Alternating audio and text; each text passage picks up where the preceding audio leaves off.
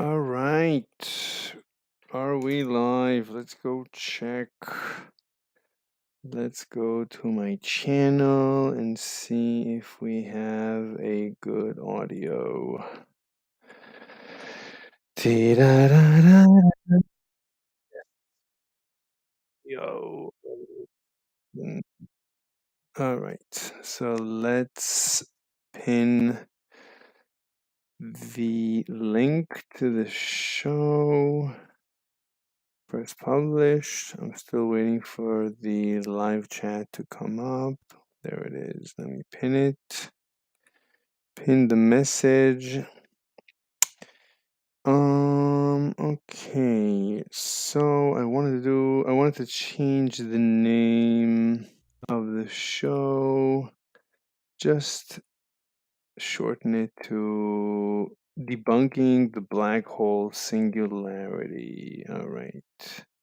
Now, this is actually a very important topic because scientists will get into the actual details of this claim, but this is actually at the heart of physics today because even Einstein was working on quantum gravity, on figuring out basically what happens to general relativity at the center of a black hole or in the beginning of the universe when everything was right. The whole universe in the beginning, at the time of the Big Bang, the whole universe was at a single point. We'll get back. We'll prove all these things. So so general relativity breaks down in in these at under these conditions. So but we're going to disprove, we're going to debunk this. This is incorrect. There's not General relativity does not break down. It is absolutely perfect the way it is, and there's no need for quantum gravity. Quantum gravity is utter nonsense, and I think even Einstein got this wrong. So I think it's kind of important to debunk this. Hey, Woody Johnson, what's up? You're welcome to join so we can have a good conversation anytime you want.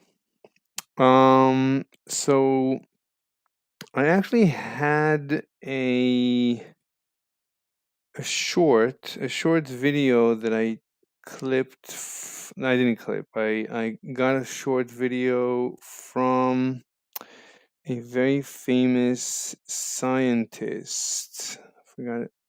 Yeah, there he is. Okay, so yeah, it's good. So let me bring it up, and there it is. Let me share it. So present, share screen, and this is going to be Einstein's theory breaks down. Let's go see it. So hopefully you can see it. Oh, okay, that's good. That's me.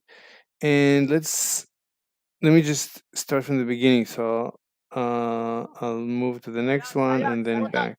We all know that as brilliant as Einstein was, and as successful as his general theory of relativity has been, it has limits. And one limit is the center of a black hole, and another limit is the very birth of the universe itself, the Big Bang. Now, where does Einstein take us? You go into the center of a black hole, you get black holes from Einstein. Center of black hole is a singularity. All the theories say the matter occupies zero volume, thereby having infinite density. And that's kind of weird. What? No, you can't have infinite. No. That's a limit of Einstein's theory. That's where it breaks down. So in Einstein's equations, we're dividing by zero at the singularity. We all know. Okay, that was interesting. So that was okay. So Woody says, "Thank you. I can't right now. We'll try later. Listening for now." Okay, that's fantastic. Anyway, so hopefully we heard. I mean, this is like on a Joe Rogan or something. I don't know. This is like on a popular podcast, so I can assume that a normal person. Let me just thumb up. So a normal person understands what Doctor, Professor Neil deGrasse Tyson is saying. Let me just get a drink.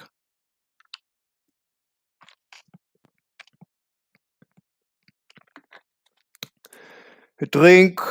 Let me get a drink of the Vasa. It's very good, the Vasa. Anyway, so yeah, let's maybe look at some comments. I'm curious to see what people say in the comments. Okay, I find the black hole Big Bang theory very interesting. Definitely, black holes and the Big Bang are exceptionally interesting. You can the reason one of the one of the I mean the reason I find black holes and the Big Bang so fascinating is that you can just think about it for hours and just analyze it without a lab, without taking measurements, without knowing anything about the universe except for the fact that there is gravity. So you just take a planet like Earth and you just increase the gravity and increase, just pour more and more layers of sand, of rocks and gravel, like bring it from outer space. Just increase the mass of Earth, increase and increase. Now, all this time at the center of the Earth, the pressure is rising. And and as we have discussed before, this entire pressure, the entire planet, at the end of the day, is resting on a single subatomic particle at the very center of the planet.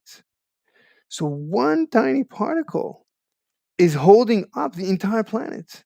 And this is true for the sun, and this is true for, but the point is there is a limit. There is a limit to the strength of a subatomic particle or an atomic particle. There is a limit to how much you can put pressure on it. At one point, you reach this limit. Anyway, we'll discuss. It's fascinating. I mean, black hole and black hole formation are absolutely fascinating, and it's beautiful that anyone can understand it. I mean, a little child can understand it. I mean, right? You can increase gravity and increase,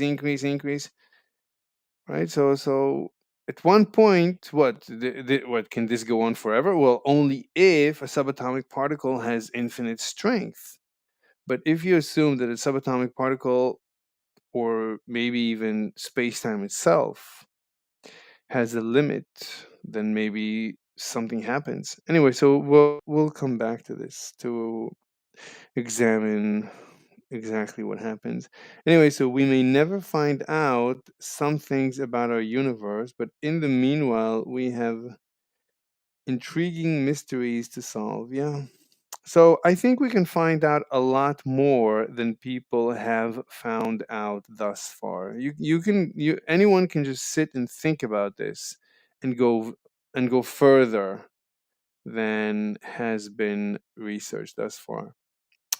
Doesn't matter much to me because I'm just passing through this moment in time. Maths class punishment divide by zero. Right. Right. Excellent. I was a degree level math student. Anything divide by zero is infinity. No, that's not true. If you are a math student, that's not true. Division by zero is simply undefined because division by zero, it's both it's positive and negative infinity at the same time. It's not just positive infinity. I think, as far as I remember, it's not that it's infinity, it's undefined. It's worse than infinity. Anyway, I mean, depends on what you divide by zero. If you divide -1 by zero, then obviously it's negative infinity, tends to negative infinity. And anyway, okay. All right. So what is my point? What did I want? Oh, we have 4 people watching. That's anyway, guys. Come on, somebody join me before my brain starts before sparks start flying out of my brain. Anyway, so we're discussing this thing, debunking the black hole singularity. So Neil deGrasse Tyson, he says what basically everyone says. He's just repeating what everybody says. And I don't understand why everybody says this. I don't say it. I can show that actually it contradicts other things that everybody says. So let's try and see if we can understand this. So, so if we are, this is now a little tricky. So the I'll start from the end and I'll try to tie the loose ends. So I'll start from the end.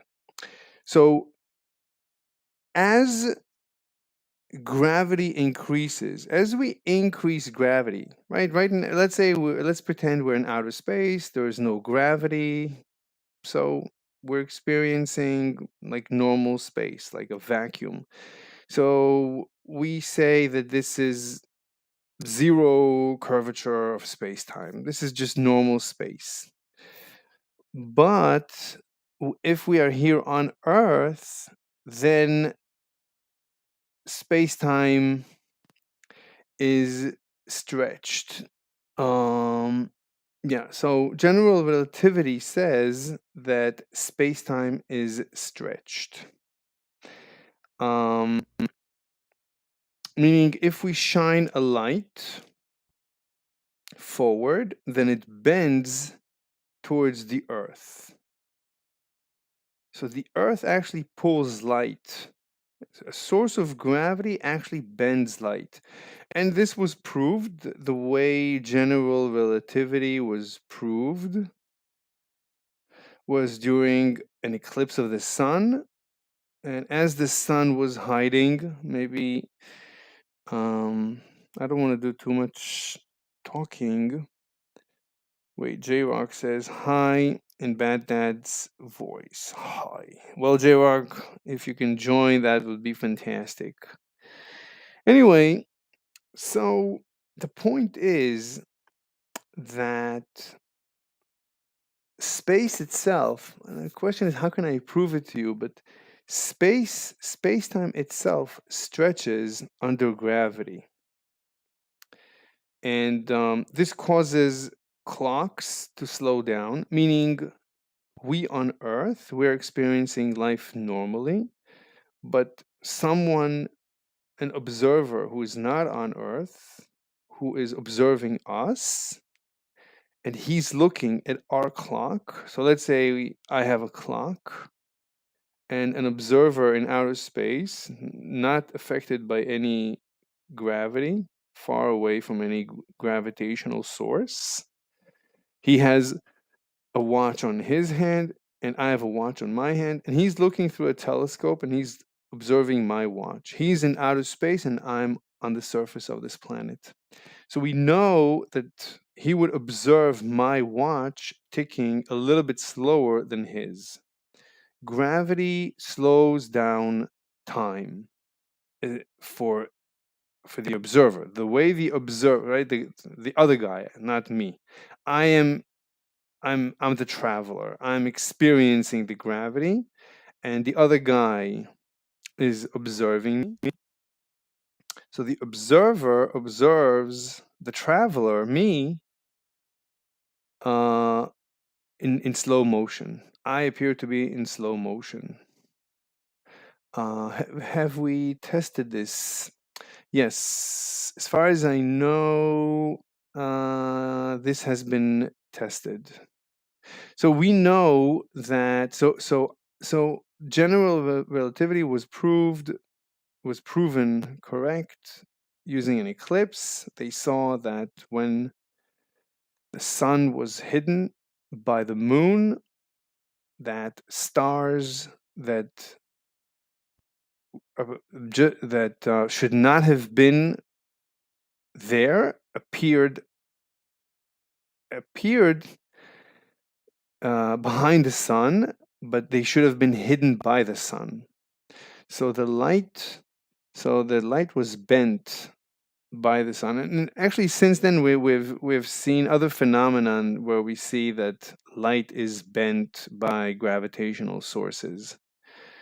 So, and also we have the redshift, that far galaxies are redshifted. This means space-time must be stretching. I forget the proof. I mean, we need to go into I need to remember all the proofs for these things. But we know that space actually stretches. So the point is, why are black holes black? What is the reason black holes are black? So light is a wave.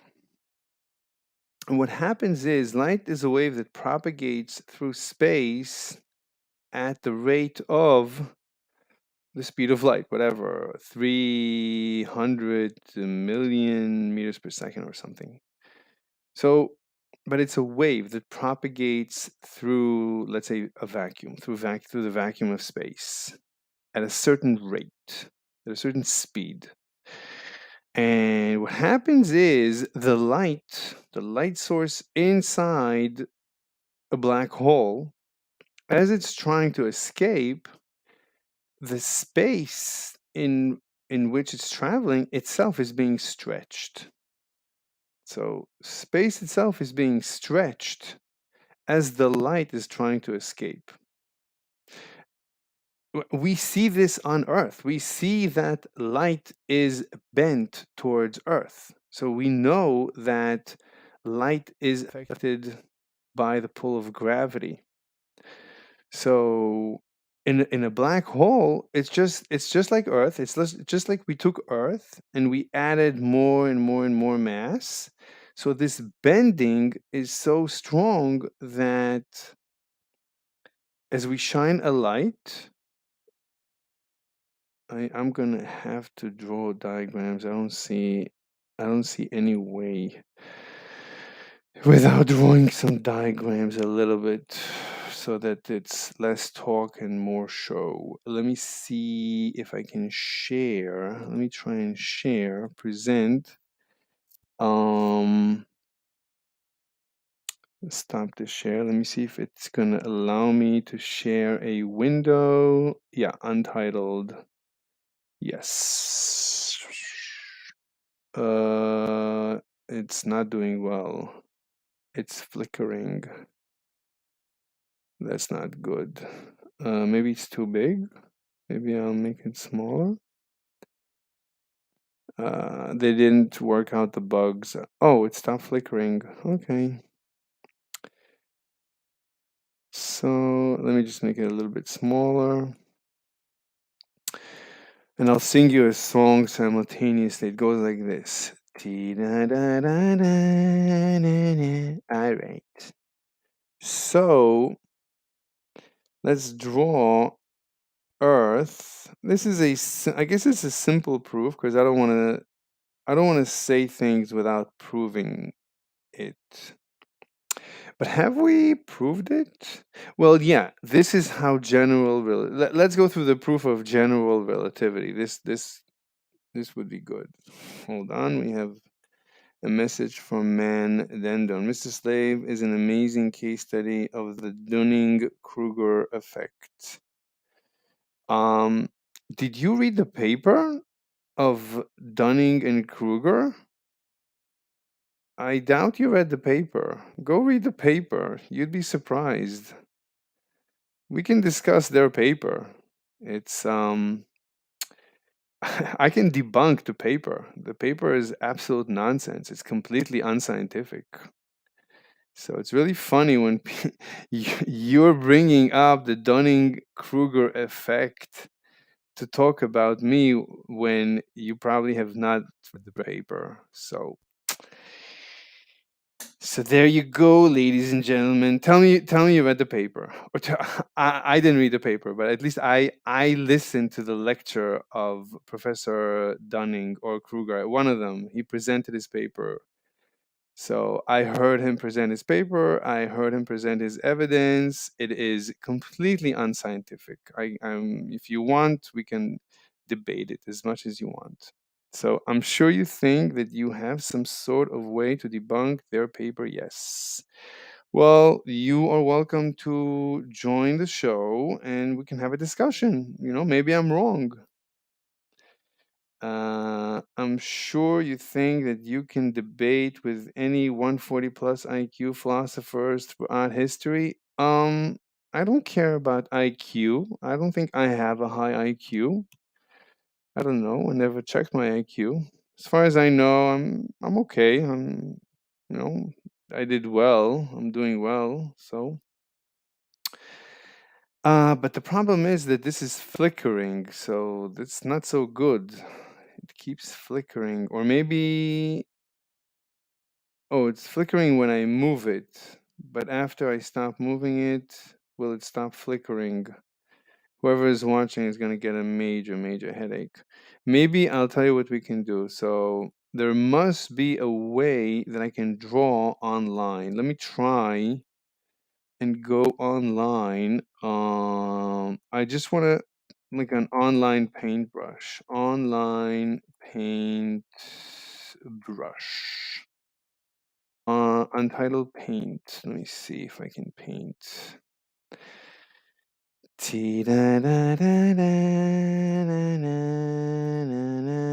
Yes, it looks like I can. Let me try and share it. Present, share screen, and untitled paint, share. Very, very nice.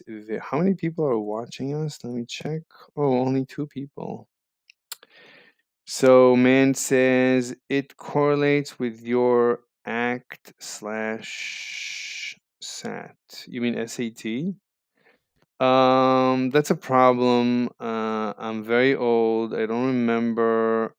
I didn't really care for the SAT, so I did. I went to a very good university without caring for the SAT somehow. So apparently you can do that. SAT, but I'm very old. Maybe today the SAT carries more weight. Um, anyway, so let me just tell you about the proof of general relativity. So what they did in order to prove general relativity, Einstein said that light bends under gravity. Gravity bends light. This was his prediction. And I don't want to go deeper into why he made this prediction. I don't even remember right now if I ever looked deeper into this. We can just assume it. We don't even need to know that Einstein predicted it because there is an experiment that proved it. So that's all we need. So the experiment that proved it and proved general relativity to be correct. So they were looking at the sun and there was the moon. The moon and the sun are the same size in the sky, for anyone who doesn't know this. And the moon was moving to cover up the sun. So this is the moon. Oh, I can't write. This is the moon. I'll put an M. I can't. No. Oh, maybe I have to do this. There you go. And this is the sun. S. Or maybe I'll write the word sun. And I'll write the word moon. All right. So the moon was moving to cover the sun. Now, they knew because they know where the stars are. So they knew where the stars are supposed to be. So let's put a star I'll just put I guess, an X. So let's say they knew that there is supposed to be a star right there. And let's write it out. So they knew that a star, I don't know which one, could be one of the planets even. Could it be a planet? I doubt it, but I don't remember if it was a star or or a planet. So they knew that there was supposed to be a star hidden by the sun. And okay, so as the moon started covering the sun, so let's redraw the diagram. So this is before the eclipse. So this is before the eclipse. Before the eclipse of the sun. So before the eclipse of the sun, this is what they saw. And during the eclipse of the sun, you are not going to believe what they saw. It was really very surprising. Let me copy this and paste it. Yes, I am a master of paintbrush. I can do anything in paintbrush. Yes. All right. So what did they see? So what they saw as the moon closed in, let me see if I can move the moon, but transparent. Good. So the moon covered up the sun just about perfectly. And let's remove the arrows here. Very good. I don't know why we have this line here. I don't know where did this, wait, can we undo? Oh, because of that line. All right, whatever. We'll live with it. View all branches of the history. Wow. Anyway, so so this star actually showed up out where it wasn't supposed to be. It showed up. Can we magnify this a little bit?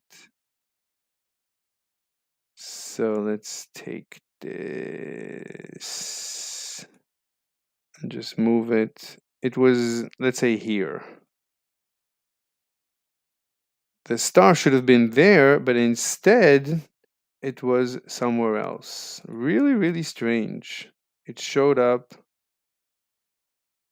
there.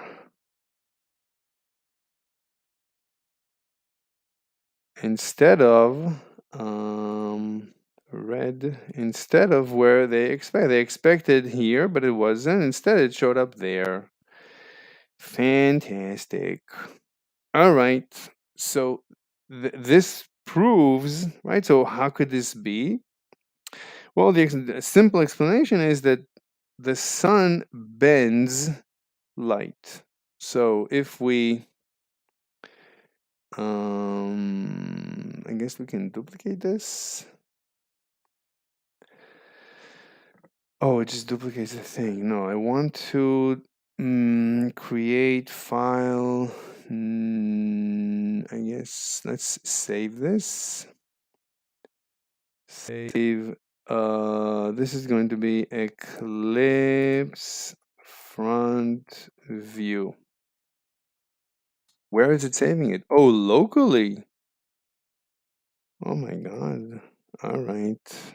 So I guess this is going to be, I'm going to save it in the folder for GR, General Relativity. All right.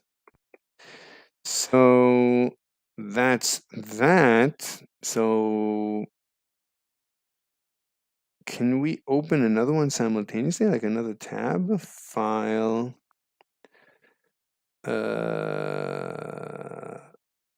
Can we open another tab? File, load.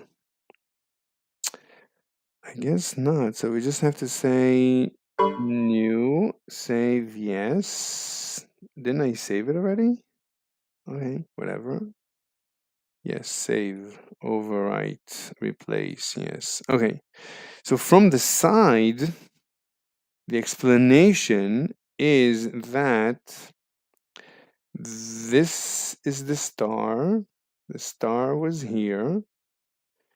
And this is the sun.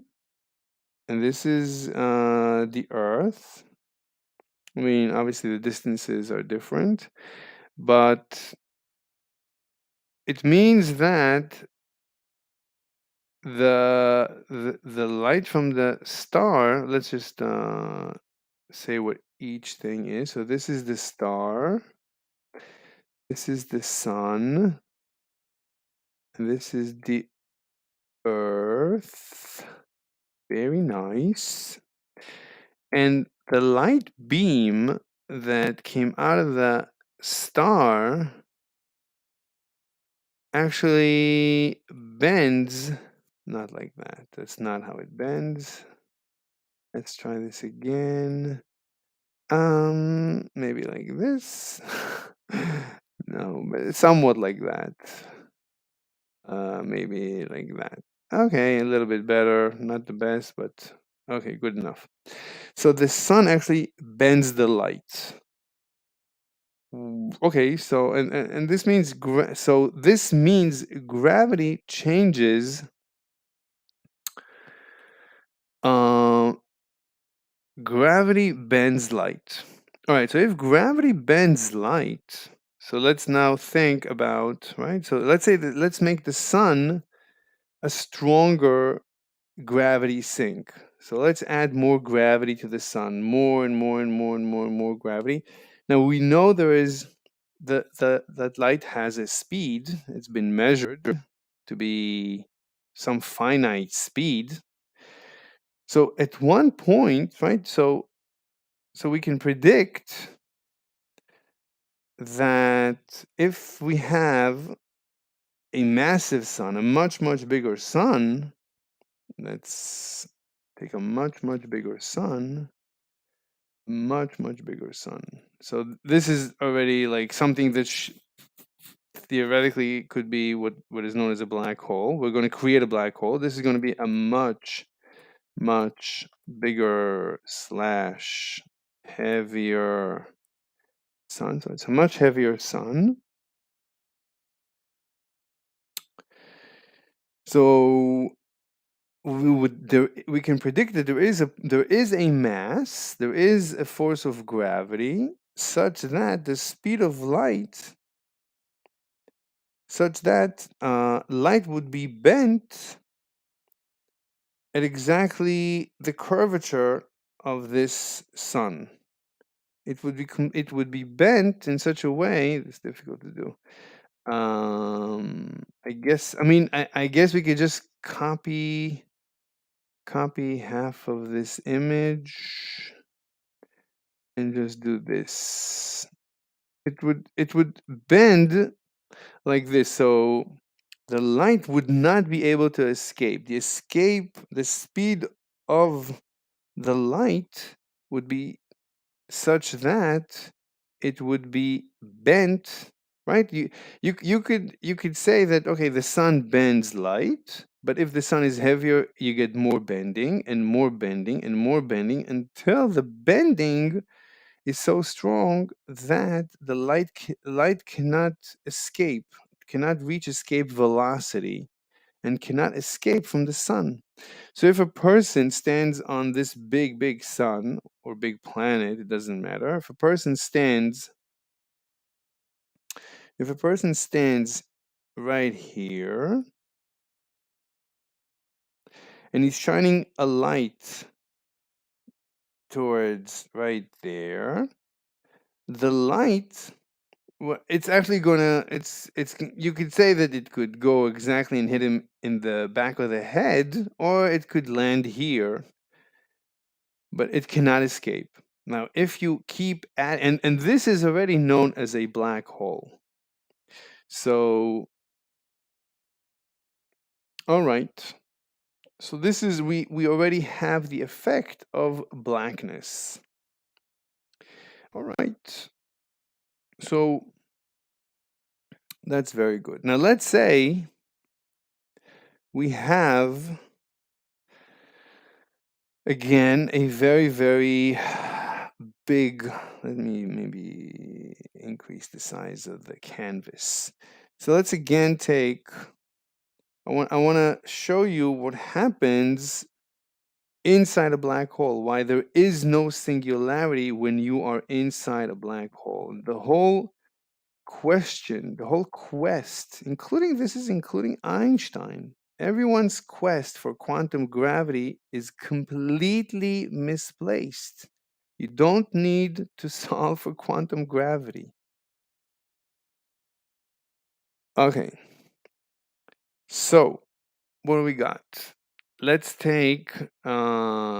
clean up this diagram. It's going to be difficult to clean up like this. Let me use the cut to clean up. Now cut this. All right, so let's have an even heavier sun. So let's let's add too much.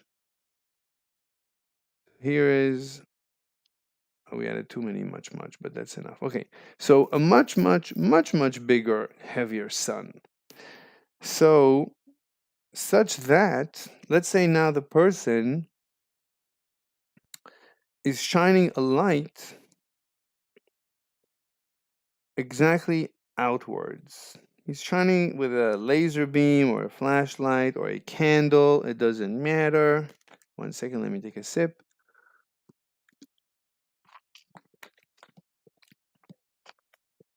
All right. All right.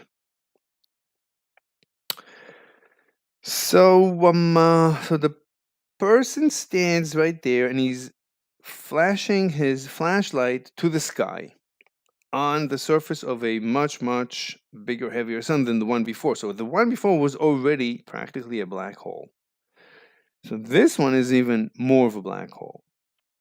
So what's going to happen to the light? Well, as the light, I mean, you could argue it for the previous image as well. But anyway, as the light tries to leave, as the light is trying to leave the flashlight, it's being dragged down. Okay, but light is a wave. Light travels as a wave. Now the person, by the way, the person as he's flashing the light upwards, um he doesn't notice anything strange. He thinks he should be seeing the light moving away from him, right? Well, he is feeling gravity. But let's say he's not feeling gravity. Let's say he's falling. So let's say he's not standing on the surface. So just as he's flashing the flashlight towards the outside of this sun, the sun's surface is collapsing. So he's falling. He's free falling as he is flashing his flashlight towards the outside world. All right. So, so he's experiencing a normal day. He's just free falling. He's like a parachuter, a parachuter, whatever, but like in space. So he feels like he's falling. So let's just delete some of the star. So let's say the surface of this star is collapsing as the man is flashing his flashlight towards the sky. All right, so as far as the person is concerned, everything is normal. He sees the flashlight or the laser beam moving away from him. Let's say there is clouds, so he can see the laser, right? You can trace the laser through the clouds. You can see them. You can see the laser, you can see it. All right. Now, but we as the outside observers, he thinks it's a normal day. He doesn't see anything abnormal. He thinks it's a normal day, but just he's falling. But other than that, it's a normal day, and he's flashing his laser towards the outside world. Everything looks normal. The light seems to go away from him, but we on the outside, let's put a like an eye. We are the observers. So the observer is usually like an eye. I guess we can do like a curved thing. Yeah, good enough. So we as the observer, will this light ever reach us? We are far, far away from this star, from this very heavy star that is now collapsing. So will this light ever reach us? Well, the let's say it's you know what? Let's say it's the same mass. It's just perfect. Um, yeah, I think it's okay. I think we can reduce them much. So these two are identical. It's the same mass. I don't think we need to go heavier than a perfect black hole. Anyway, so what is going to happen to the light? Well, the light um so the gravity is pulling in the light. So this is the question. So we said that if he throws if he shines the light in the previous diagram uh, tangential to the ground, then it will run around in a circle and hit him either in the back of the head or it will fall short. Fine. But what if he points the flashlight up? So we need to prove it, but basically the light is not going to make any progress. The light is going to fall back down. That is what a black hole is. The gravity is so strong that the light cannot escape. I think you can prove it from escape velocity. The same equation of escape velocity says that as the bullet, we need to prove it. I didn't think about this proof, but oh, we have more comments. Media Hits says, "Good evening, Mr. Slave." Hi, Media Hits. If you can join me, that'd be terrific. So somebody can ask me questions. Otherwise, it's very difficult to talk to myself. Also, Media Hit says, "You should appear on Duvade's live stream. A Orthodox Jewish Hindu Trump supporter who talks about many smarty topics." Sure. Yeah. Duvid. Okay. Sure. Sounds like a good idea. Anyway, okay. So we need to prove it, but the point is, everyone agrees. So I don't really need to prove any of this because everyone agrees that in a black hole, the black hole is black because if you shine a flashlight towards the sky from a black hole, no one on the outside can see the light. The light cannot escape. Now, but what does that mean? Assuming light is a wave, and as far as we know, light is a wave, behaves like a wave, could be another thing, but at least it is a wave. So, what does it mean? So, light, let me take another panel here. So, what is the implication that light cannot escape? So, let's draw a wave. A wave. Uh, so we can draw a wave using this Bezier. All right. So I think we can do one here and one here. That's pretty good.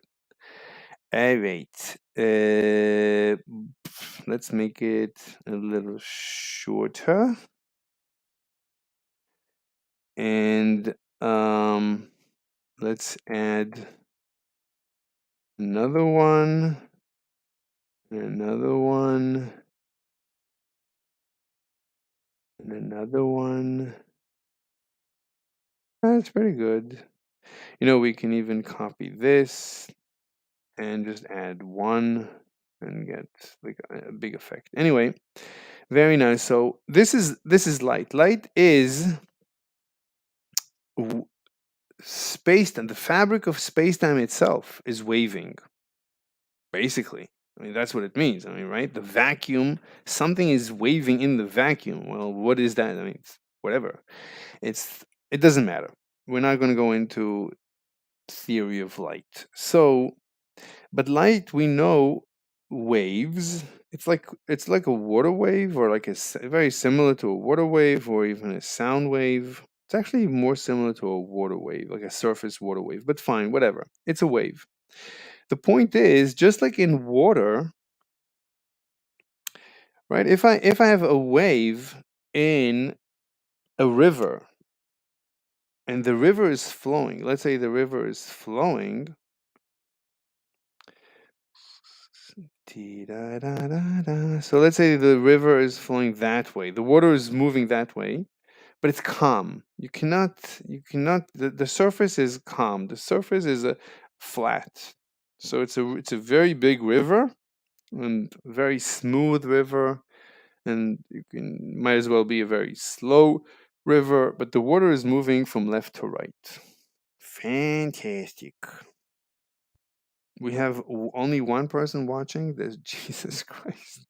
Okay, hopefully this will be one for the ages, as they say. Hopefully people in the future will come to watch this. Anyone who wants to learn about black hole singularities will see the topic, see debunking, and will watch. So it's okay. It's okay. All right. So as the water moves from left to right, as the water flows, let's say there is a wave moving from right to left. So I threw a pebble in the pond, in the river. So let's just write the notes. So this is river water flowing from left to right. Very, very nice. Nice. Come on. Nice. All right. Whereas I threw a tiny pebble on the surface. Here's the pebble. And the pebble caused two waves, one to the right and one to the left. But there is a propagation of energy, right? That is what a wave is. Wave is propagation of energy. There is a propagation of energy on the surface of the water, moving from right to left. So this is propagation of, wait, propagation? Propagation. What am I saying? Propagation. I didn't know that. The propagation of energy or a surface water wave. All right. Let me maybe save this thing. I'm like an old timer. We used to always save everything. Save. So this is I guess propagation of water wave. Save. Save. Very, very nice. Absolutely very nice. All right, so I threw a pebble. This is a pebble. A pebble. I think that's how you spell pebble. A pebble. So I threw a pebble, and right, so you can imagine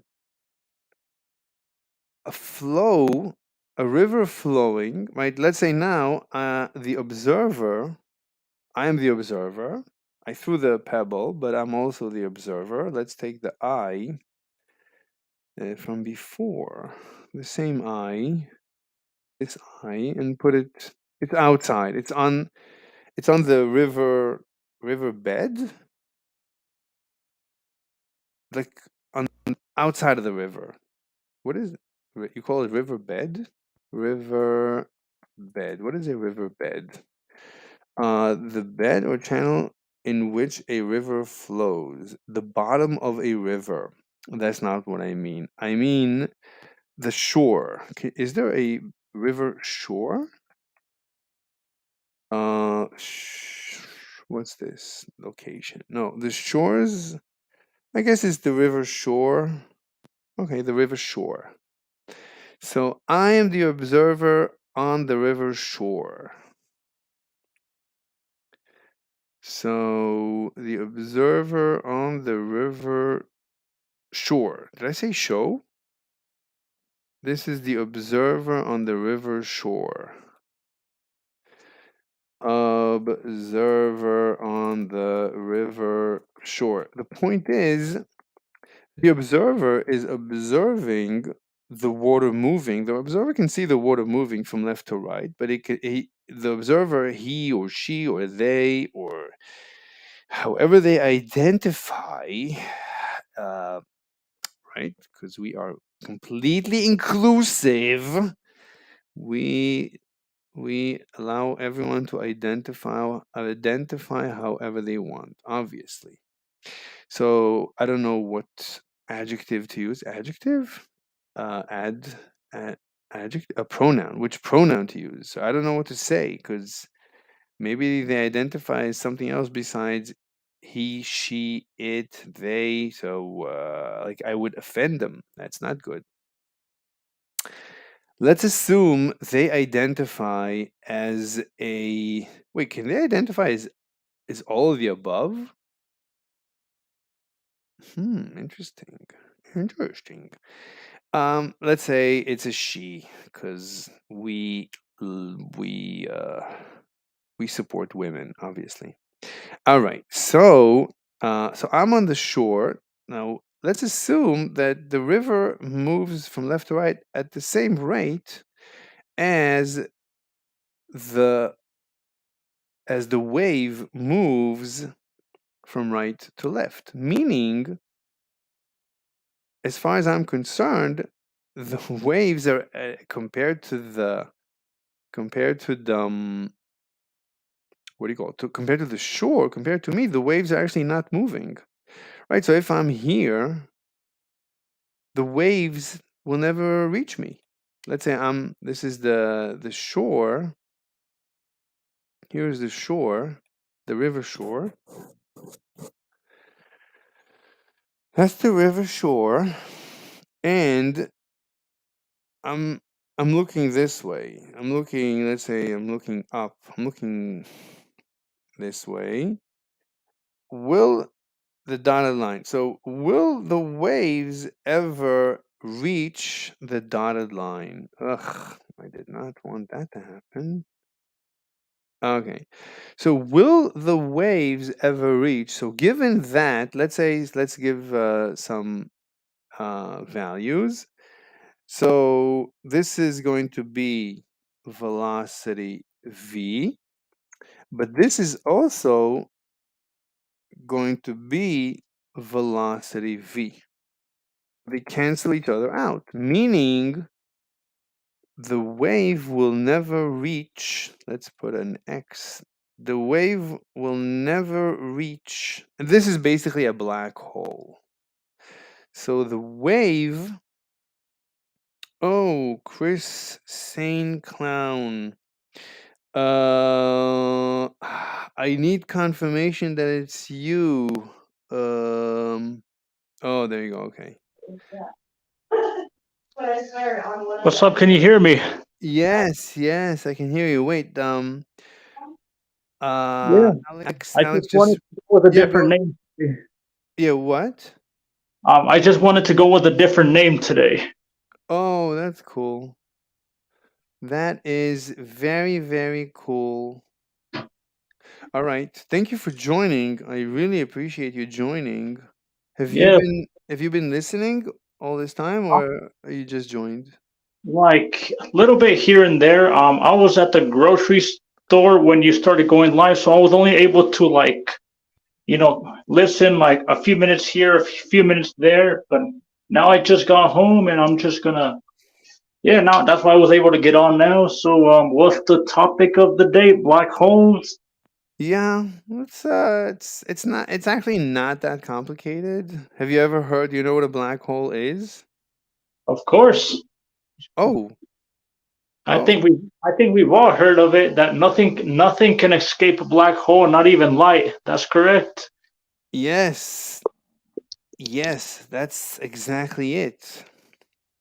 So the point is, so if light cannot escape, that means I drew a bunch of diagrams here. I don't want to scare you away with boring diagrams. I'm discussing. You can ask any question you want. I mean, you know the statement, the only dumb question is the question you don't ask. Have you ever heard of that? I've never heard that term before, but I'm assuming it means that there's no such thing as a stupid question. Exactly. Fair enough. Exactly. As long as you don't understand, then it's the fault of the teacher. Oh, well, that's a good way to put it. All right, I learned something new. Yep, I learned something new right now. Just Yeah, one. there you go. So it was worth it. It was worth it all along. Anyway, so we're discussing this. What we're saying, like there is, all we're saying is that there is a river. Let me use maybe the red. So there is a river flowing. See, it says river water flowing from left to right. You see that? Yeah, All from left. right. Wait, what? You said river flowing from left to right. Yeah, you yeah, here, let's start maybe from here. So there is an observer on the river shore. So let's say you're standing on the river shore. And there is a river. So here is a river. This is a river. And you're standing on the river shore here. And this is the shore. This is the shoreline of the river. So, are you getting a picture of the story? I'm looking at where you're moving your mouse. Wait, you don't see the red? Oh no, I do.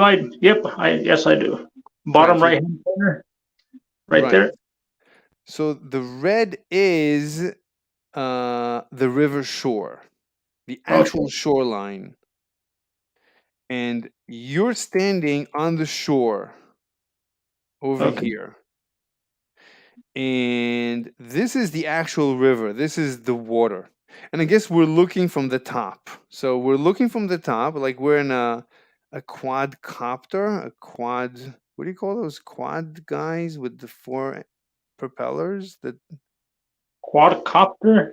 quad something, I'm assuming quadcopter. right? No, but it has another name. A drone, a quad drone, a quad engine drone. What do you call those quad? Let's say chopper drone. Doesn't it have another name. Quadcopter. Photo quadcopter. I guess they're called quadcopters. All right, we'll go with quadcopter. So we have a quadcopter, and this is the quadcopter this view is from the quadcopter. So the quadcopter is seeing you on the shore at the bottom, and it's seeing the shoreline over here, and it's seeing the water over here,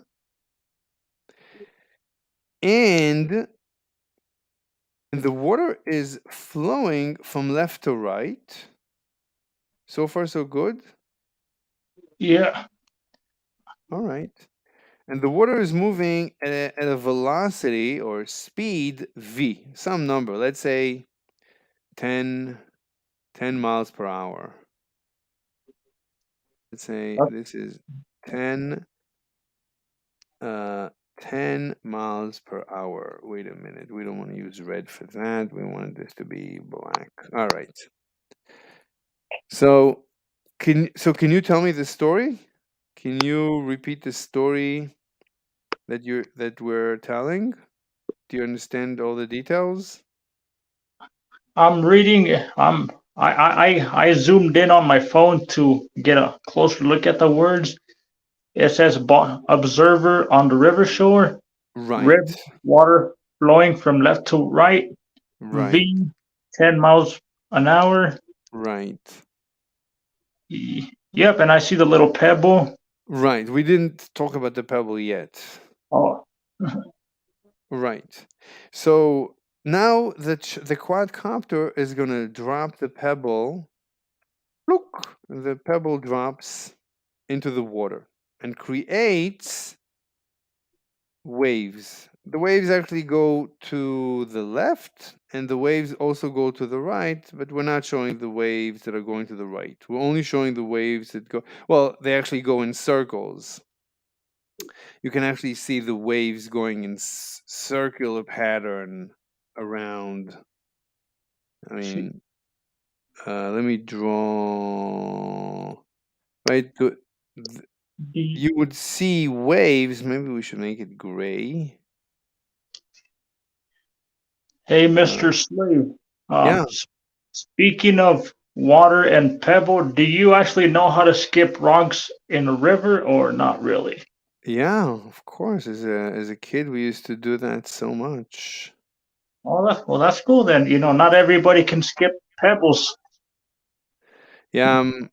Well, you need to pick the right pebble. It has to be a flat. The flatter the pebble, the more you can skip, and the more level the surface of the water, the further you can skip. Yeah, I could probably skip, but there's people who can skip like incredible numbers. I mean, there's YouTube videos of people skipping pebbles like nuts. Anyway, so I drew the water waves that the pebble makes, and then I also drew like a cross section of the waves. The waves. Where is this thing that I was using? Yeah. So this is like, when you look from the top, you drop a pebble in the water, so it makes like circular pattern. The waves move away from the pebble from where you dropped it. And this is what's known as cross section of the wave. Do you know what a cross section is? Have you ever heard of this word, cross section? I have not, but I'm assuming based on the waves, it just means. Did it mean just going up and down? Yeah, yeah. It's good enough. So you see, okay, so the water waves are moving to the left, but what I'm saying is that the speed of the propagation of the waves moving to the left relative to the water is the same as the speed of the river itself relative to the shore. Yeah, this is where it gets really confused. This is why it's called relativity. This is the theory of relativity, actually. We're discussing Einstein's theory of relativity. It's really very, very interesting. Anyway, so let me repeat. So you're standing on the shore where we're looking at this from a quadcopter. The water is moving to the right at 10 miles an hour. You drop the pebble, the quadcopter dropped the pebble into the water, and the water is now moving to the left relative to the water at the same speed, at v. Anyway, let me ask you an actual question.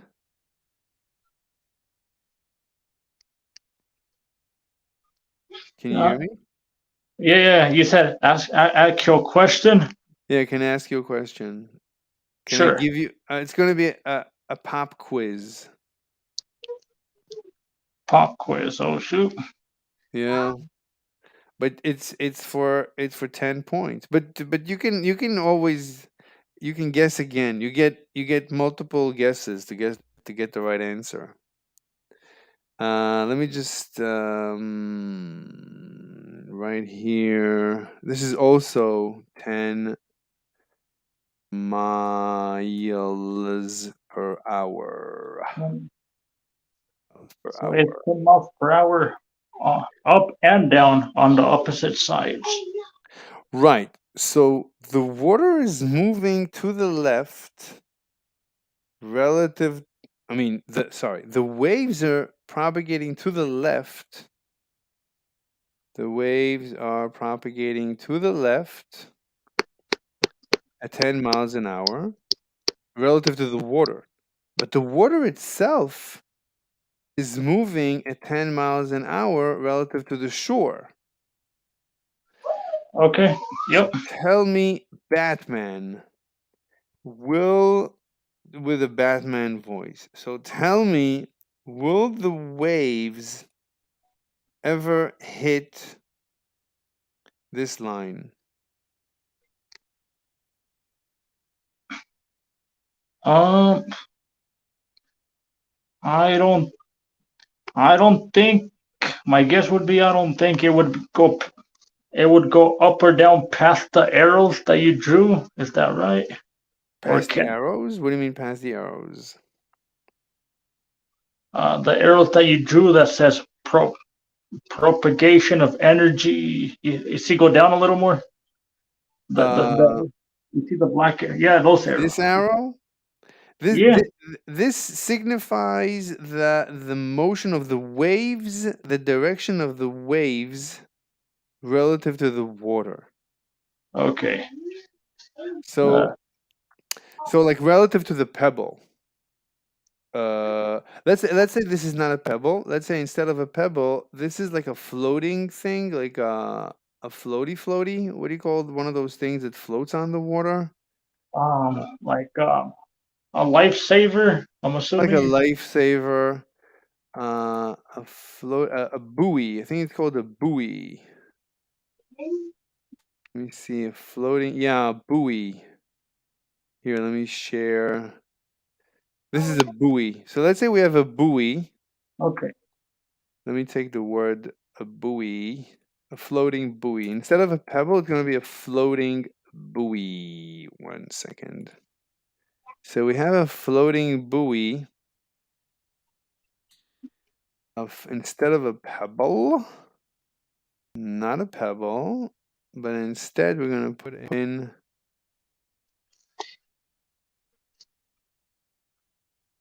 a floating buoy.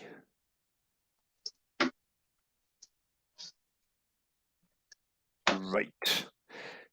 All right. So the waves are my point is that the waves are moving away from the floating buoy at 10 miles an hour. As far as the buoy is concerned, the buoy can see the waves moving away from it at 10 miles an hour. All right, hold on, Mr. Slave. I am gonna put myself on mute. My son's calling me real quick. I'm gonna see Okay, what he. no problem. No problem. No problem. I'll continue. I'll continue. Anyway, my point is we're trying to show we're just debunking quantum gravity. Quantum gravity is, in my opinion, utter nonsense. We don't need quantum gravity. So let's continue the proof. So so the water waves are moving to the right, and this is a black hole. This is a recreation of the conditions inside a black hole. Right? This is the person. What we said previously on the black hole. So previously we were discussing a person, right? We were here, and there was a person falling into a black hole. He was in the process of falling in. And as he's falling in, he's shining his laser beam towards the outside. All right, so this is similar to the floating buoy. This is similar to the floating buoy as it is falling into the black hole at 10 miles an hour. You can, right? It's falling. So it's moving to the right, right? The buoy is floating on the water and the water is moving. So the buoy must be moving at 10 miles an hour to the right. But the buoy is going up and down and is, as far as the buoy is concerned, light is propagating, or the water waves are propagating away from it to the left. I'm always curious if anybody's watching. No one is watching. All right. All right, Mr. Slave, can you hear me? I'm back. Yes, thank you. Thank you so much for your All back. right, I only got a few minutes. I gotta start making dinner for my son and put him to bed soon. But I was gonna ask you real quick, while I still have time, have you ever heard of Bill Nye the Science Guy? Yes, yes. What do you think about him? Like him, dislike him? Do you agree with him, disagree with what he says on TV? I don't know anything about him except for that he is a very, very lefty guy. He's Oh, very lefty. uh, Um, so that's basically all I know. So of course he promulgates the theory of global warming, or the hysteria of he believes, or he promulgates. I don't think he believes it. Maybe he does. I don't know. But he's one of those people that I think, yeah, I don't remember. Maybe I honestly don't remember. He's just a lefty. He probably believes in global warming, or says he believes. He probably gets paid a lot to say he believes in global warming. So he probably believes it, because when you get paid to say something, I think it influences you, and you start believing your own lies. Anyway, why? What do you think of him?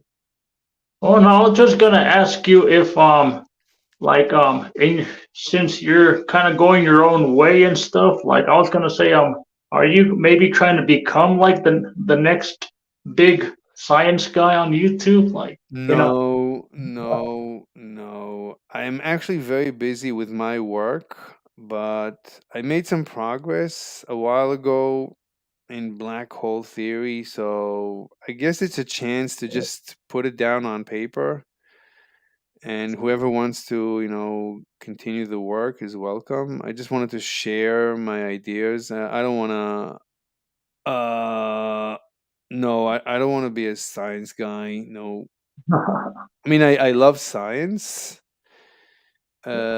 um, but that's not my plan. I have very important work that I'm doing. This is not. I don't want this to become anything main.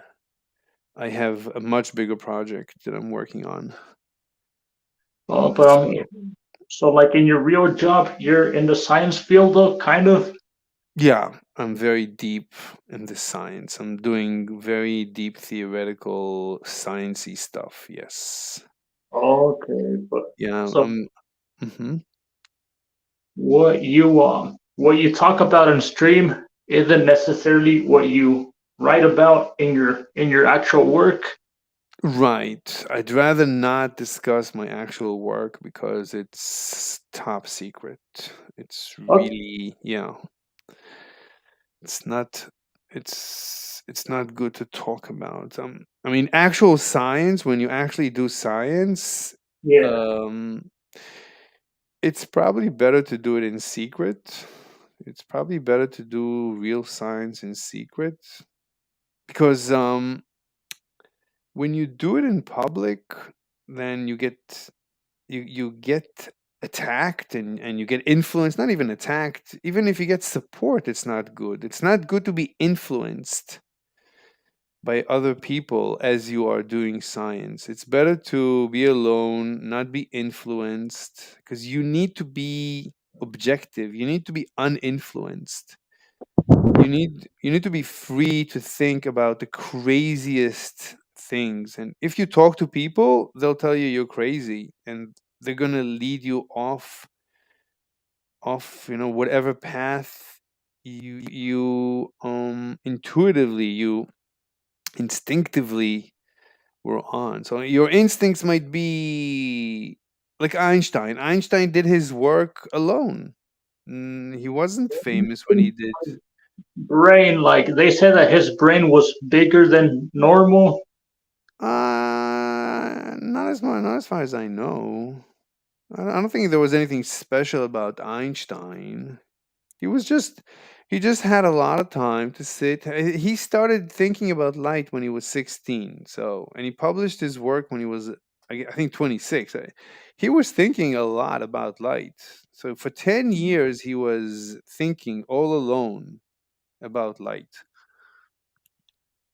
Did you start thinking about life when you were that young too? No, not life, light. He thought about light. Just what is light? Not life. Oh my. I never actually thought much about life. I don't think much about life. I mean, I guess I did think a little bit about life. Like in life, my lesson is you have to be an egoist because um, you have to make sure that you're happy. Oh, And what about would you maybe say that maybe you're trying to be the next Einstein? Is that a better word for it? no, no, I don't want to publish. I don't want to be famous. I don't want to publish. Science you do for yourself. True science is between you and yourself. Maybe after you're dead, they'll find your notebook. Hopefully not. But science, in order for science to be truly objective, it needs to be completely hidden from the universe. No one can ever know about it, except Are for if it's you what?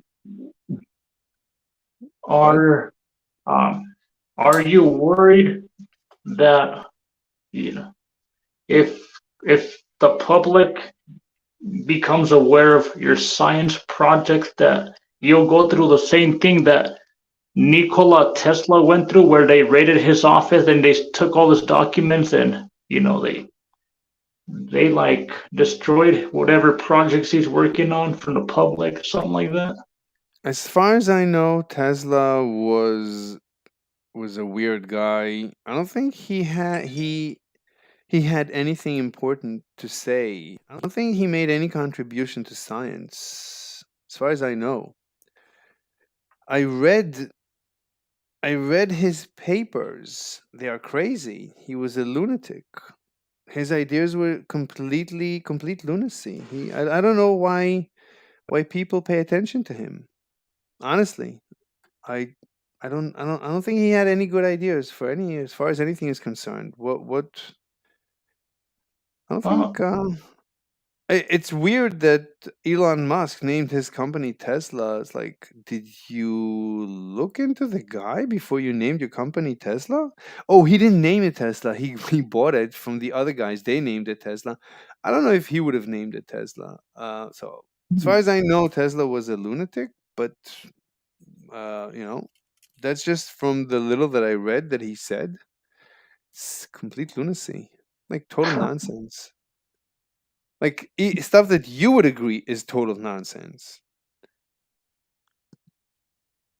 yeah, everyone's got their own opinions on different stuff, so I guess.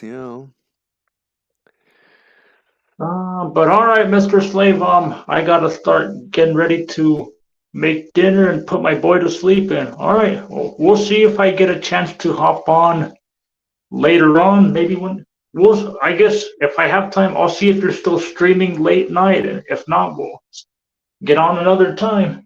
Yeah, sure. I'm gonna try and finish early because I need to get back to work. Yeah, I don't want to. I want to. I'm just covering a short video, so hopefully this will be short. But yeah, if I'm still here, you're welcome to come back and join. All right. Well, all right. We'll talk soon. All right. Peace out. Absolutely. Bye. Peace. All right, let's continue. Let's continue. Continue.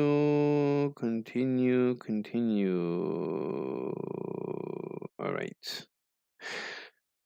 All right. So, I don't. Was I in the right place? Hopefully, I was talking. This happens a lot because I shift between tabs. Anyway, so let's continue. If anybody wants to hop on, please join. Um. All right. So this is basically a black hole in water. We recreated the same conditions as inside a black hole, but instead of light, we're discussing water waves, water surface waves, which are pretty slow. This is not sound waves in water, which are very fast. This is just surface water waves. They're pretty slow. So So the water waves are moving away from the floating buoy to the left.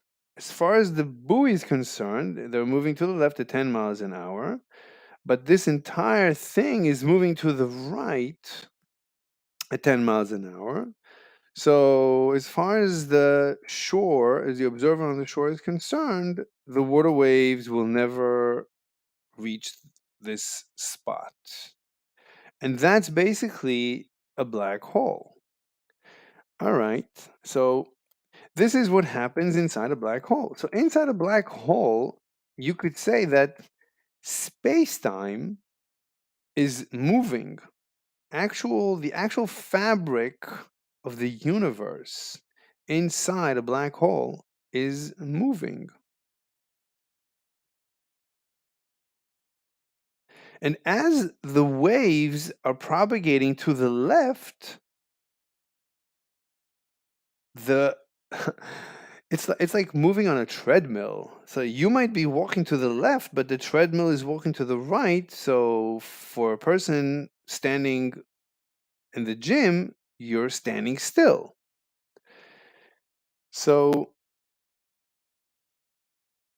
now this goes on forever.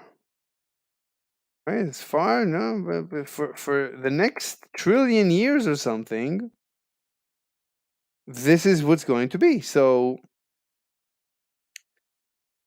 the space inside a black hole is moving. There is no other explanation.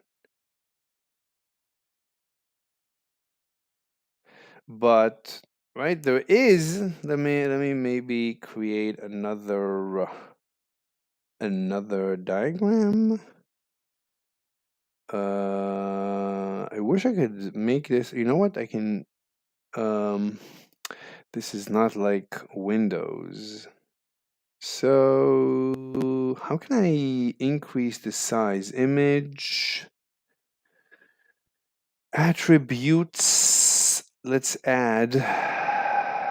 Let's make it. I would make it twice as big. So 2 here and another. This could be 8. Let's make it 800. This is 2000. All right, so it's much bigger. So we could just shift it to the right and continue talking as if nothing happened. Very, very nice. This is a very nice thing. Okay, but we want black lines. We don't want red lines. Redlining. All right. So the next step is to continue our discussion.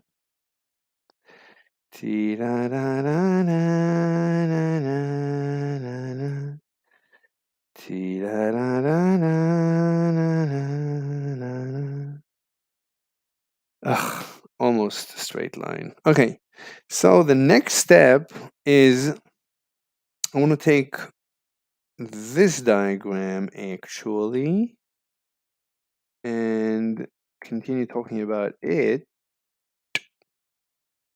All right. So,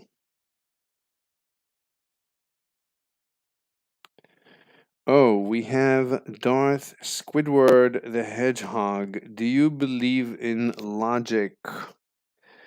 You want to hop on and discuss logic? I mean, I believe, right? Here is my quick proof for what it's worth. Logic depends on language. You cannot have logic without language. So logic depends on language. So now language is a social construct, right? Right? There's nothing to believe, right? Would you say, do you believe in English? There's nothing to believe in English. English, it's just a way of communicating.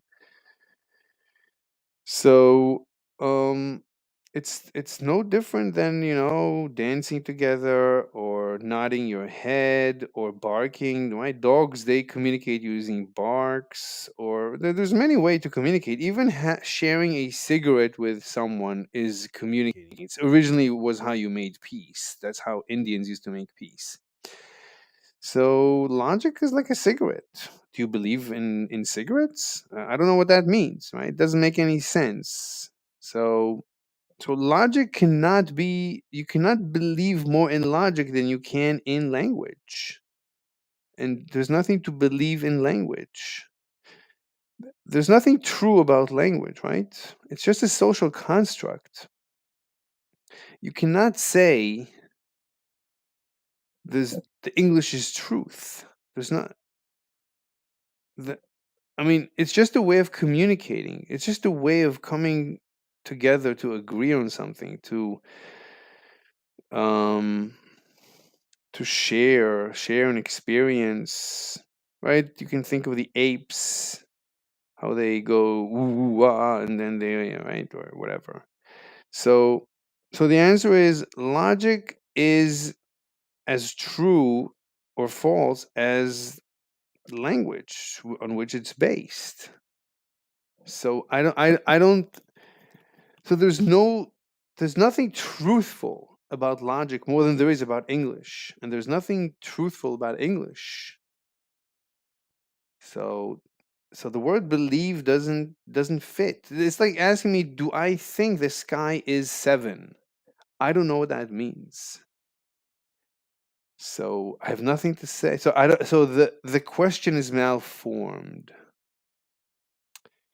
Man Den Don says, Baha, what a stupid thing to say. All right. And Man Den Don says, no, it's not a social construct. It's literally objective by definition. I mean, he even asked me, do you believe? He asked me, but so by the very definition of his question, he posed it as a subjective experience. So we're talking about this in my subjective experience is, do I believe in logic? So in my subjective experience, the word believe and logic don't make any sense. I mean, it doesn't make any sense. I can use logic just like I can use English, but I don't believe in English, so I cannot believe in logic. I can't see. I mean, maybe we can, but I mean, you see the weakness. The point is, you see the weak. People think logic is this magical thing. No, logic is not a magical thing. Logic cannot be stronger than its foundations. And its foundations is just language. So logic cannot be stronger than language. Cannot be more truthful. It's just a language. Logic is just a language to share ideas, to communicate. So that's what I had to say about that. Um, so Mandendon says there are objective definitions in words. It quite literally does not get more objective than language. Um,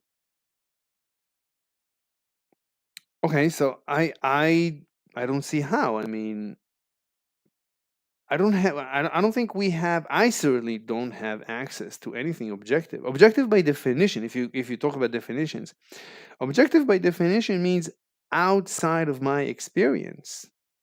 So I can experience absolutely nothing by definition outside of my experience. Hence, I can never, by definition, experience anything objective. So anytime you use the word objective, it's meaningless. We have no access to any knowledge of anything objective by definition. I don't even need to prove it. It's just a definition of the word objective.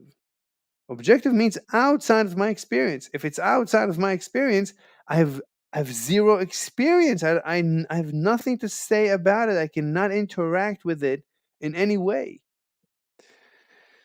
So you're saying there are objective definitions.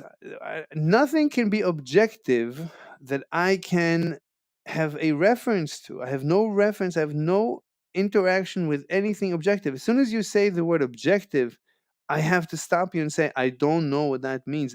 By definition, I can never know. By definition, anything that has the word objective in it, it's the definition of the word objective.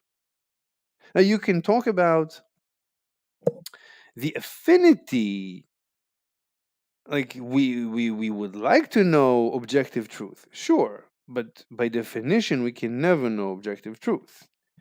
Like you can talk about, relative objectivity, but it's relative. So I'm trying to be objective. I'm always trying to be objective, but by definition I can never be objective.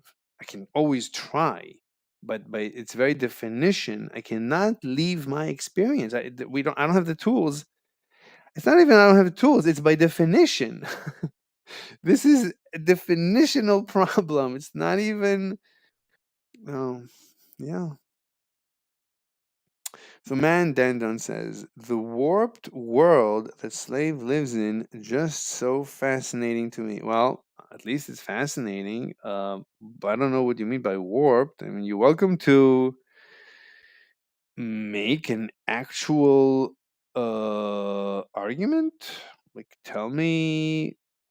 I don't even know what the word warped means. I'm trying to. I'm actually trying to be genuine. I'm trying to be forthcoming. I'm trying to be transparent. I'm trying to be truthful.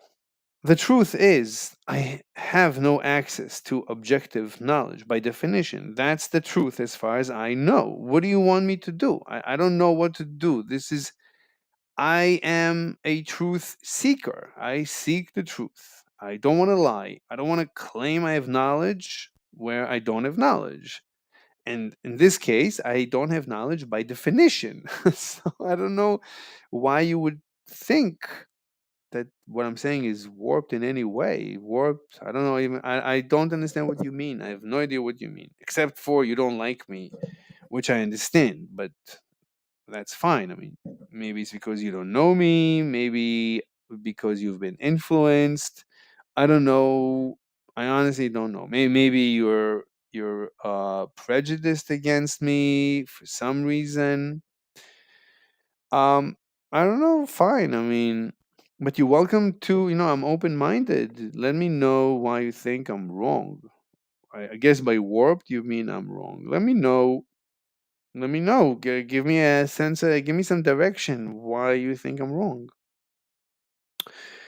Man, Dandon says left brained in the worst way.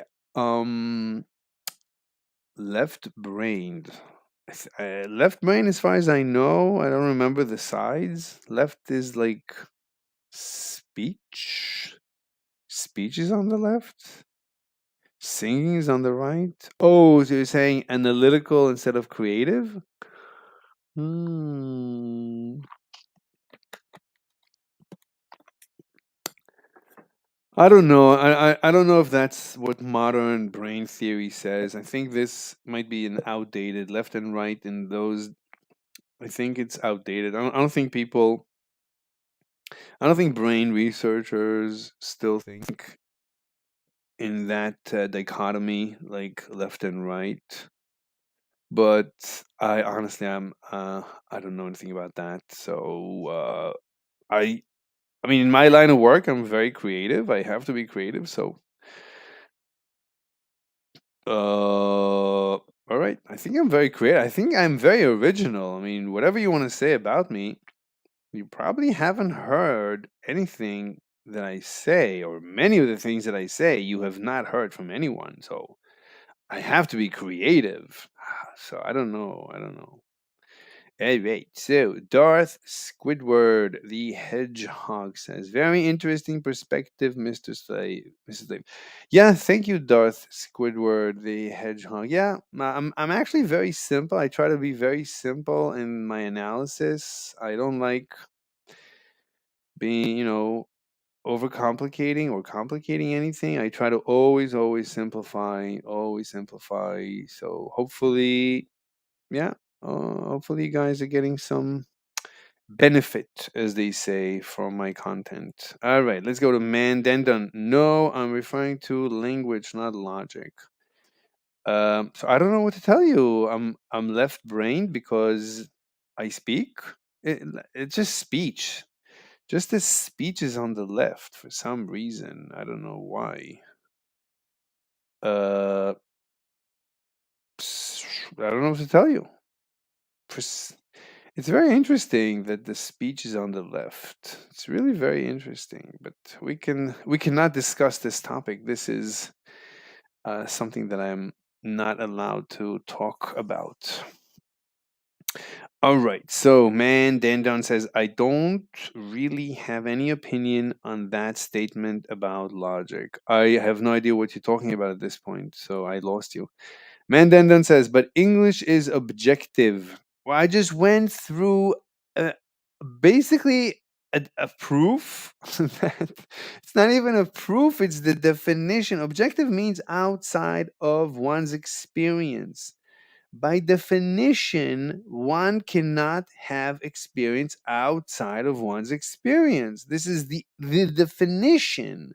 So, so we cannot have any knowledge of anything objective by definition. It doesn't get off the ground. It's not like I need to prove it. It's a definition. It's dead before it left the train station. It died at conception. I don't know what else to tell you. So Mandandon says, and if it weren't objective, we wouldn't be able to properly communicate. So there you go.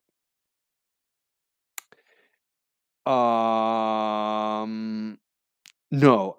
I mean, objective means outside of my experience. I mean, the way I communicate, the way I learned English is right. I had an experience. I had an experience. I had a teacher. That was my experience. The teacher said that we're going to learn English in whatever language I grew up in. So that was my experience. And then the teacher says, let's learn the ABC.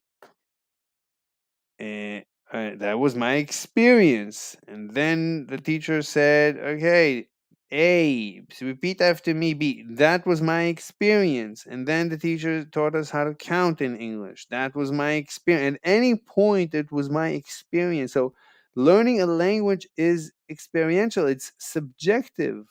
But it's everything is subjective. You cannot escape. This is definitional. When people say the word objective, I don't know what they mean. I'm sorry. Except for I know the definition, but once they say objective, that's it. It's the end. It's a conversation ender. I have no access to anything objective by definition. Not your everyday Ashley Zozo says logic is considered to be a formal science by definition. But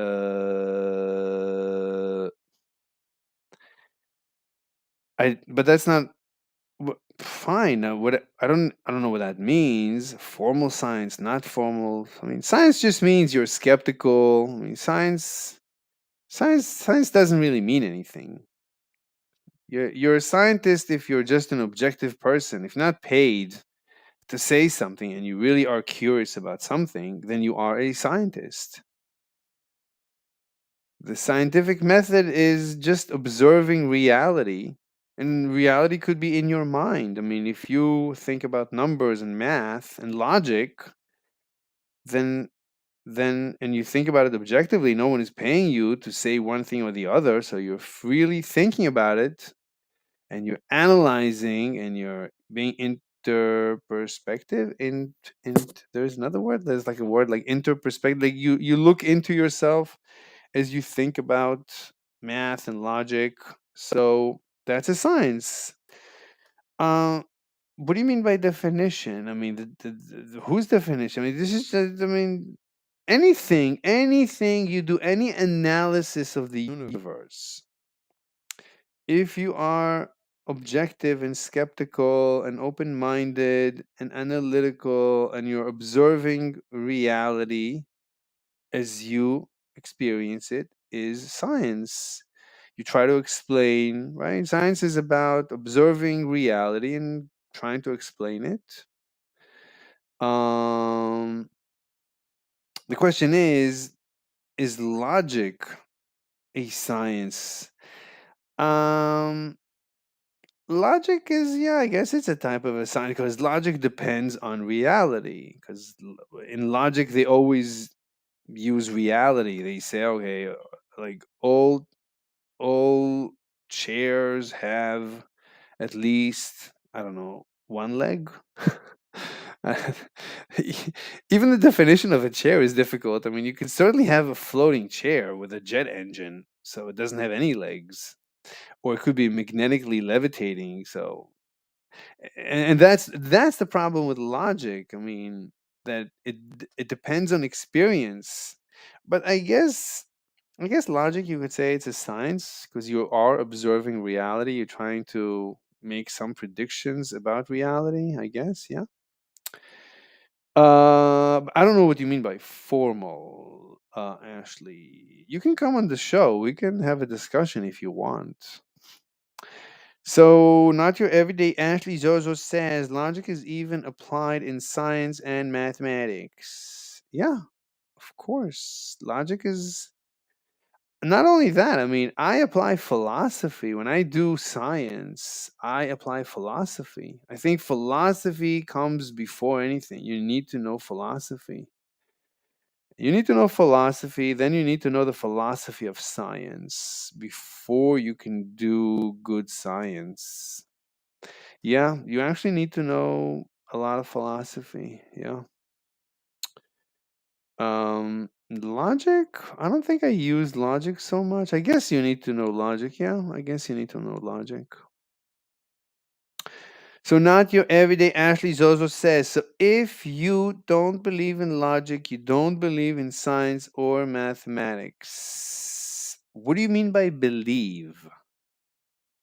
I mean, I use, I live science and math and logic.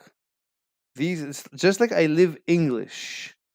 You could say I use English, I use math, I use science, I use logic to. These are all sciences. Logic and math, I would say, are sciences.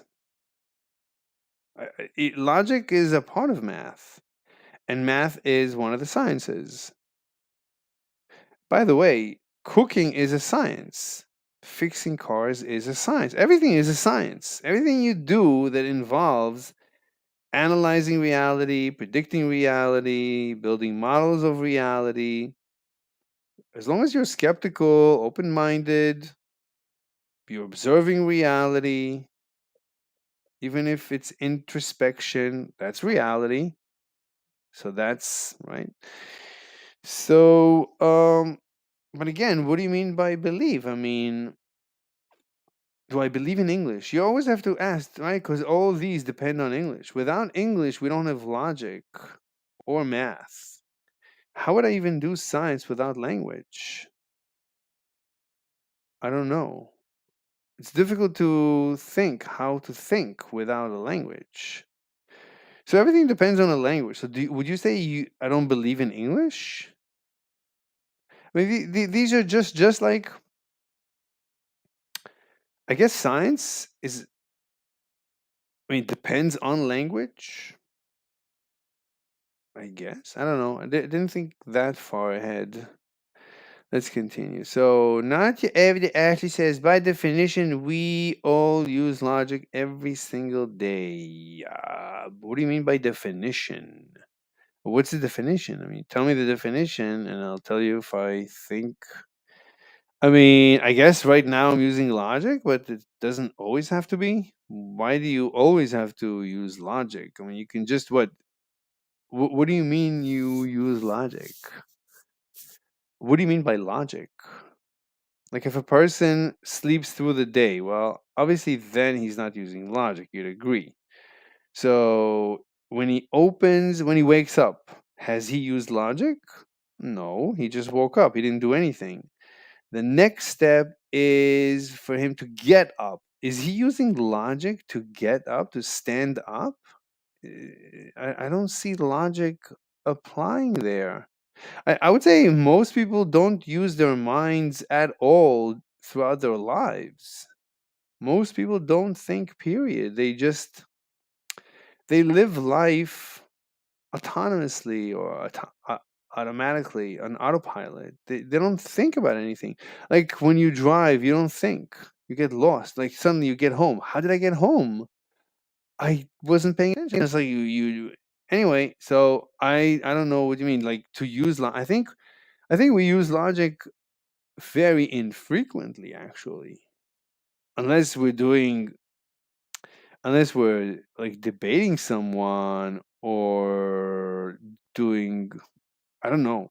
I don't know why you would say that, and why you would say it by definition. I don't see how that definition follows. All right.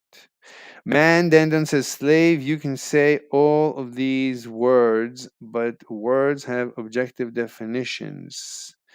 But man, I already explained that's impossible. You cannot say anything about that has the word objective in it. Objective means you have no experience of it.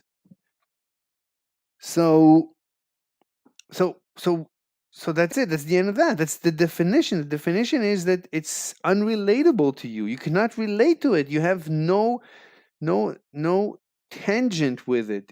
You never cross paths with it.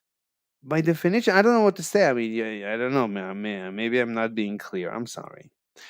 Anyway, I know my ideas usually are very difficult to absorb. It took me many years to come up with these ideas, so I guess give it time. Think about it. Not your everyday Ashley Jojo says, in every decision we make and path we take, whether formal or informal. I guess she wants to say that we use logic. How? Here, a person got out of bed. Where was he using logic? He went to the bathroom. Where's the logic? I don't see the logic. What logic? What? And he's getting dressed, he eats. Even before leaving, he can kiss his wife, he can even kiss her entire body and they can make love. Would you say you use logic when you make love? I don't think so. I don't see it. Unless you talk and have a discussion as you make love, and maybe then, because I guess you need language. So some people never communicate during their days, except for howdy doody, good morning, good afternoon, and good night. Do you use logic when you say good morning? It's like autopilot. So I don't see it. Man Dandon says those definitions may change depending on the context. I guess you mean the objective definitions from before? Right, but they're not objective. Nothing is objective. These definitions are in my experience. These are my definitions. They have to be mine. Wow. I mean, I went. Let me see, like river shore, like we went in this discussion to the definition of river shore. Okay, I read it. It's my experience. I read it. It's my experience. What it's mine. It's not objective. I have nothing to say about this universe objectively. I have nothing to say about this universe objectively. By definition, all of my experience of this universe is my subjective experience of this universe by definition. Objective means I did not experience it. So how can I tell you anything about it? Mandandon says, if words didn't have objective definition, how would we understand anything or communicate? Um, I, but look, it has to do with the definition of the word, the definition, not the objective definition. The definition, as far as I know, of the word objective, it means outside of one's experience. I cannot relate by definition. I cannot relate to once you use the word objective, I have nothing to say about it by definition. Here, let's read your sentence. Let's reduce from the sentence the word objective and see if it makes sense. So, if words didn't have a definition,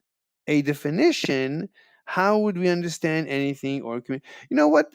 I mean, would you say when dogs bark at each other, there is an objective definition to their barks? When you say you shake hands, is there an objective definition to the handshake?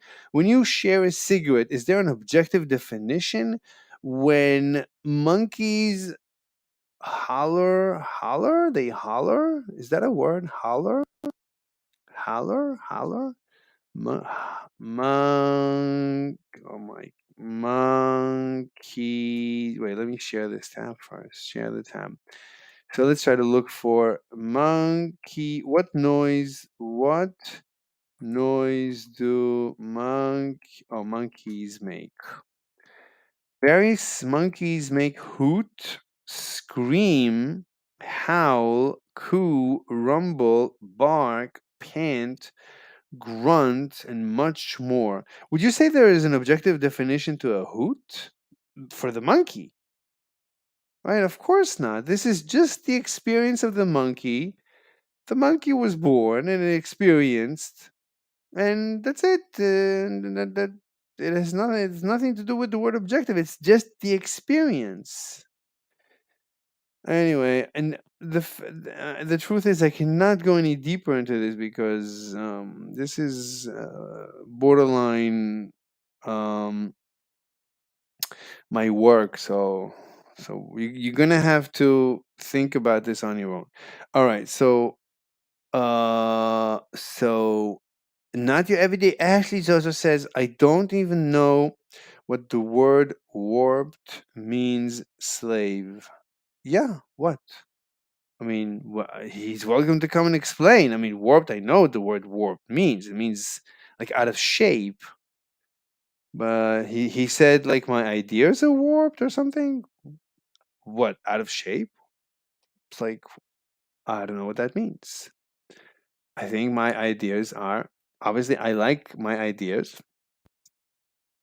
I enjoy thinking. I enjoy coming up with ideas. I usually come up with ideas. Sorry, my lips are dry. I come up with ideas when like when I have to, which is a lot of the time. Because everything I hear bothers me. When people say the laws of logic, something is wrong. Something is wrong in my mind with the words the laws, like laws. What is it? Laws is like there's a legislature that legislated these laws, or like laws of nature.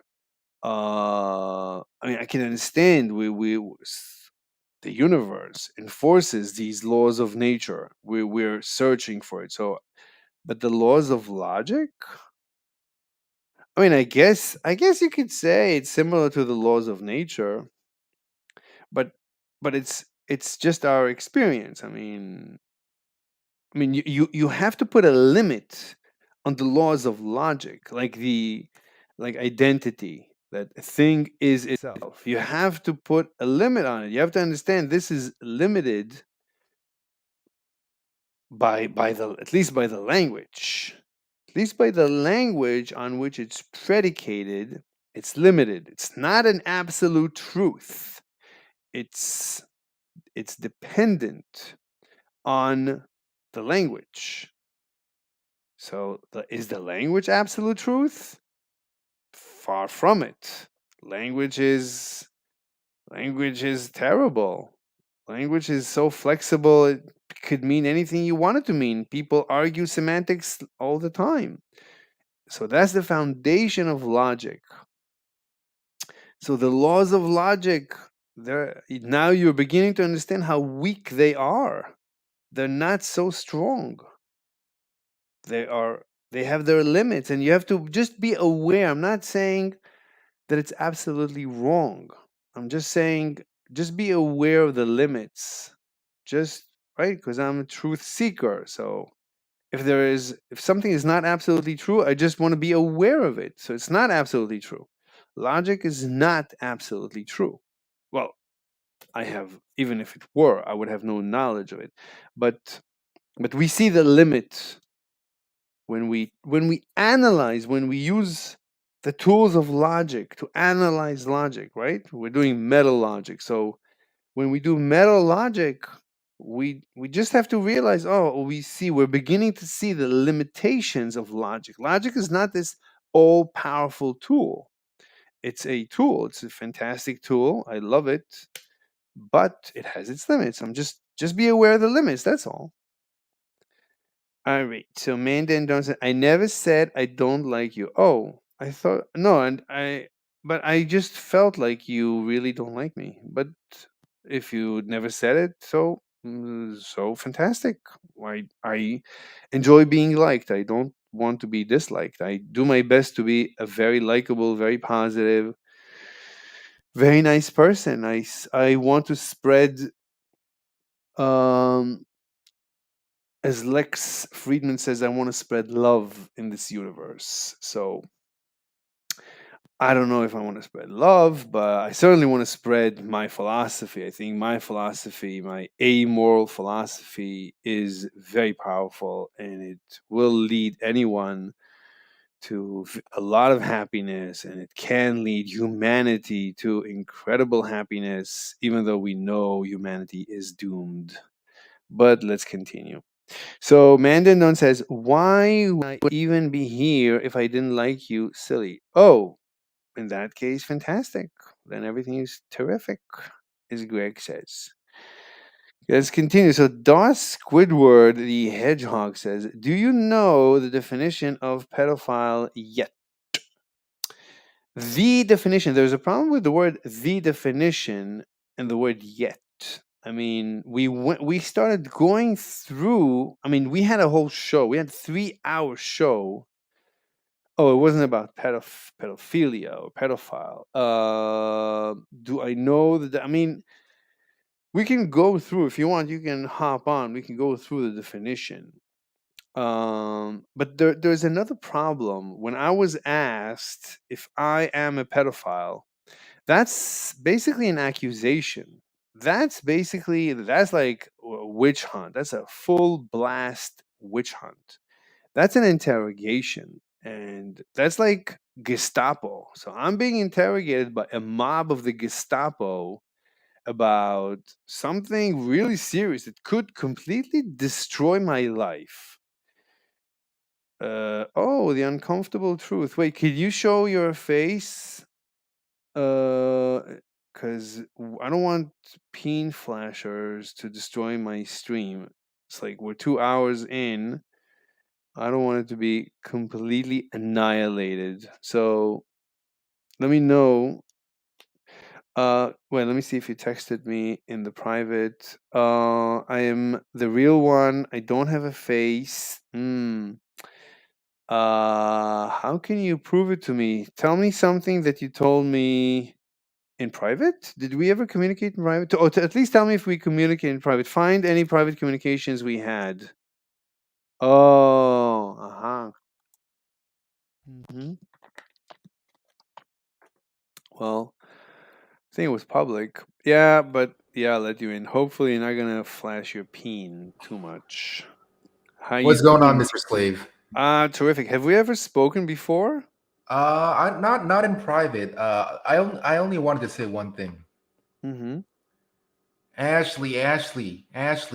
No, no, no, no, no, no. Stop it. No, stop it. Ashley, stop it. Ashley, no, no, no, no.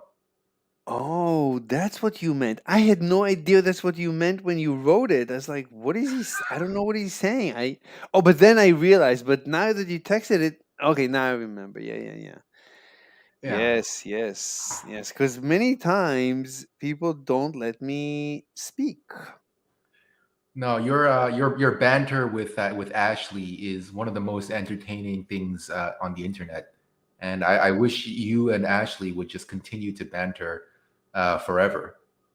But the last stream, Ashley decided to discuss farts. So I found it completely boring, and she didn't want to discuss anything else. So Yeah. what? Yeah, You, but Mr. Slade, you should have yes. interrupted her. You should have said, Ashley, no, no, no, no, stop it, Ashley, no, no, no. And then But they were discussing farts, and not that's just why you have to her. interrupt with your signature move. I didn't even know that's my signature move. I'll keep that in mind. Wait, you don't want to discuss anything of everything you heard? There's nothing you want to discuss with such a. Your name is the uncomfortable truth. Y- And No, okay, let's discuss pedophilia. How about that? sure. As long as I'm not being as long as I'm not being put in the Inquisition, No, no, no. is I want to hear about your opinion on the witch hunt. the witch hunt? Which one? The witch hunt, the one where Mr. Slave was put on trial for being a pedophile. I think. I mean, Alex has done this multiple times to multiple people. It's not just Alex. Ashley. Did Ashley do it? I think.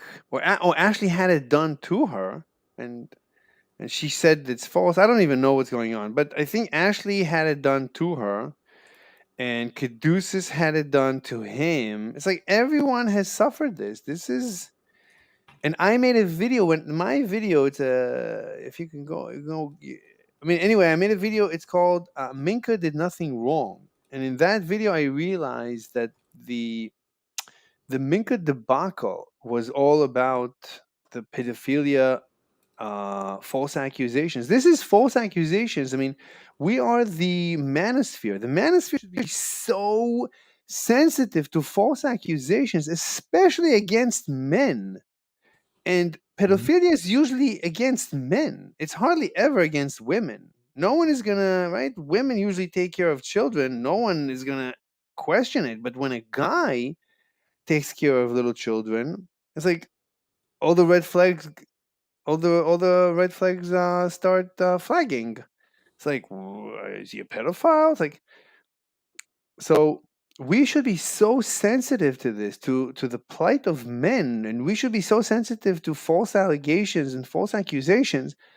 But then you get in the manosphere non-stop, and one of the biggest accusers is TFM. Turd flinging monkey. He says, if you so much as discuss, bring up the age of consent, we know you're a pedophile. Unquote. This is the number one guy that says, I want to save, I want to help men, I want to help men. Yeah, yeah. He says, if you discuss age of consent, so the entire chat from Alex's last stream, everyone is a pedophile because we were discussing the age of consent. It got brought up. Hmm. How, So, yeah. what do you think about Alex's integrity as a human being? I don't know. I honestly don't know. I mean, sometimes I think he is truthful. Sometimes I think he is just a meanie. Sometimes I think he is. Oh, Smash Me is joining us. Smash Me, can you show something? So I mean something. There you go. What up? Hey, what's up? Yes, Smash Me. No, you were just saying like it only affects men in the manosphere, but according to your own words, I started it when it affected me first, and I'm a woman. What does that say? Fine. I'm just saying we're the manosphere, I'm just saying and if that's the way it happened, like you just completely worded your own self wrong. fine, fine. It's not critical. What is critical is No, that what is we. critical is what is critical to you. See, so this topic you feel is very critical to you because it affects you, and by your own No, words, probably because you're a man. To me, what you said affects me more obviously because that's what quote unquote triggered this response right now. How does that make either one of our accusations against each other any more important than the other?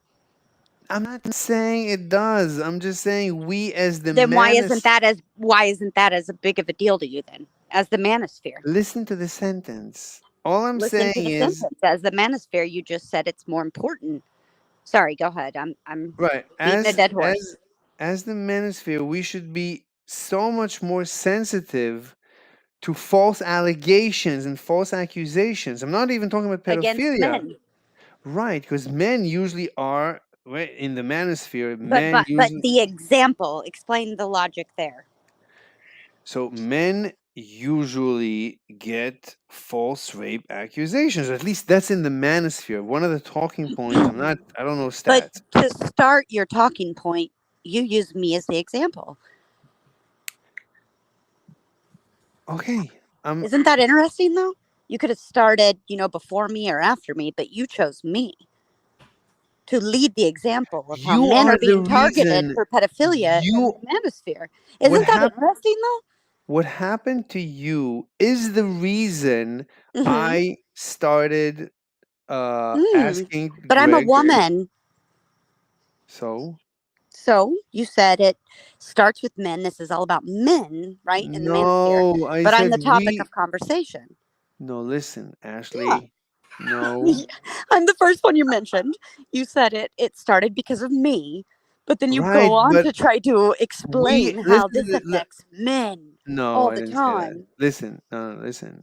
Oh, you like who gets like no, I think statistically, who gets accused of pedophilia more, men or women? You think they get I accused the don't same? know. No, I think that I would be disingenuous if I said I truly did. I do think that. But I also think that we have a lot of like, woke generation now. We've got like the teachers having sex with the students, and that's primarily women that do that actually. Isn't that crazy? And they're getting nailed lately. So that's good, no pun intended, but like I don't know, Wait, I find it interesting that you chose this topic, but you started with me as being someone who suffered a great deal of embarrassment and like had to just make a joke out of and also got like threatening messages on Instagram from accounts I don't know who were digging up my past, like all kinds of stuff over pedophilia. Like that's crazy. And that was such a bogus, stupid thing. It didn't even look like anything, you know? right, right. So look, all I'm saying But is I'm saying, like, that not worse? And like, I literally didn't go online and say, I want to put my nose in a 14-year-old's poon and just sniff all day long. If I could change the age of consent to 14, I would. You cannot say that's the same thing. That's very silly. That's being disingenuous. oh, you're saying that's what Hormaxer did. Yes. And you're putting me in the same category and almost victimizing him when the two instances are actually absolutely nothing alike. You're exploiting me. for your own Okay. personal popularity and gain. That's how I feel. I to this day I don't know what Hormaxer said. By the way, just for the record. Well, no, there's a video of it, and it's him saying it. All right. I I don't told you to watch it remember. many I don't. times, and I've mentioned it several times when we've Wait. talked. I've watched it a few times. I said, uh, peop, I said I've mentioned it several times to Yeah, you but when we've talked. yeah. But I don't think I've ever watched it.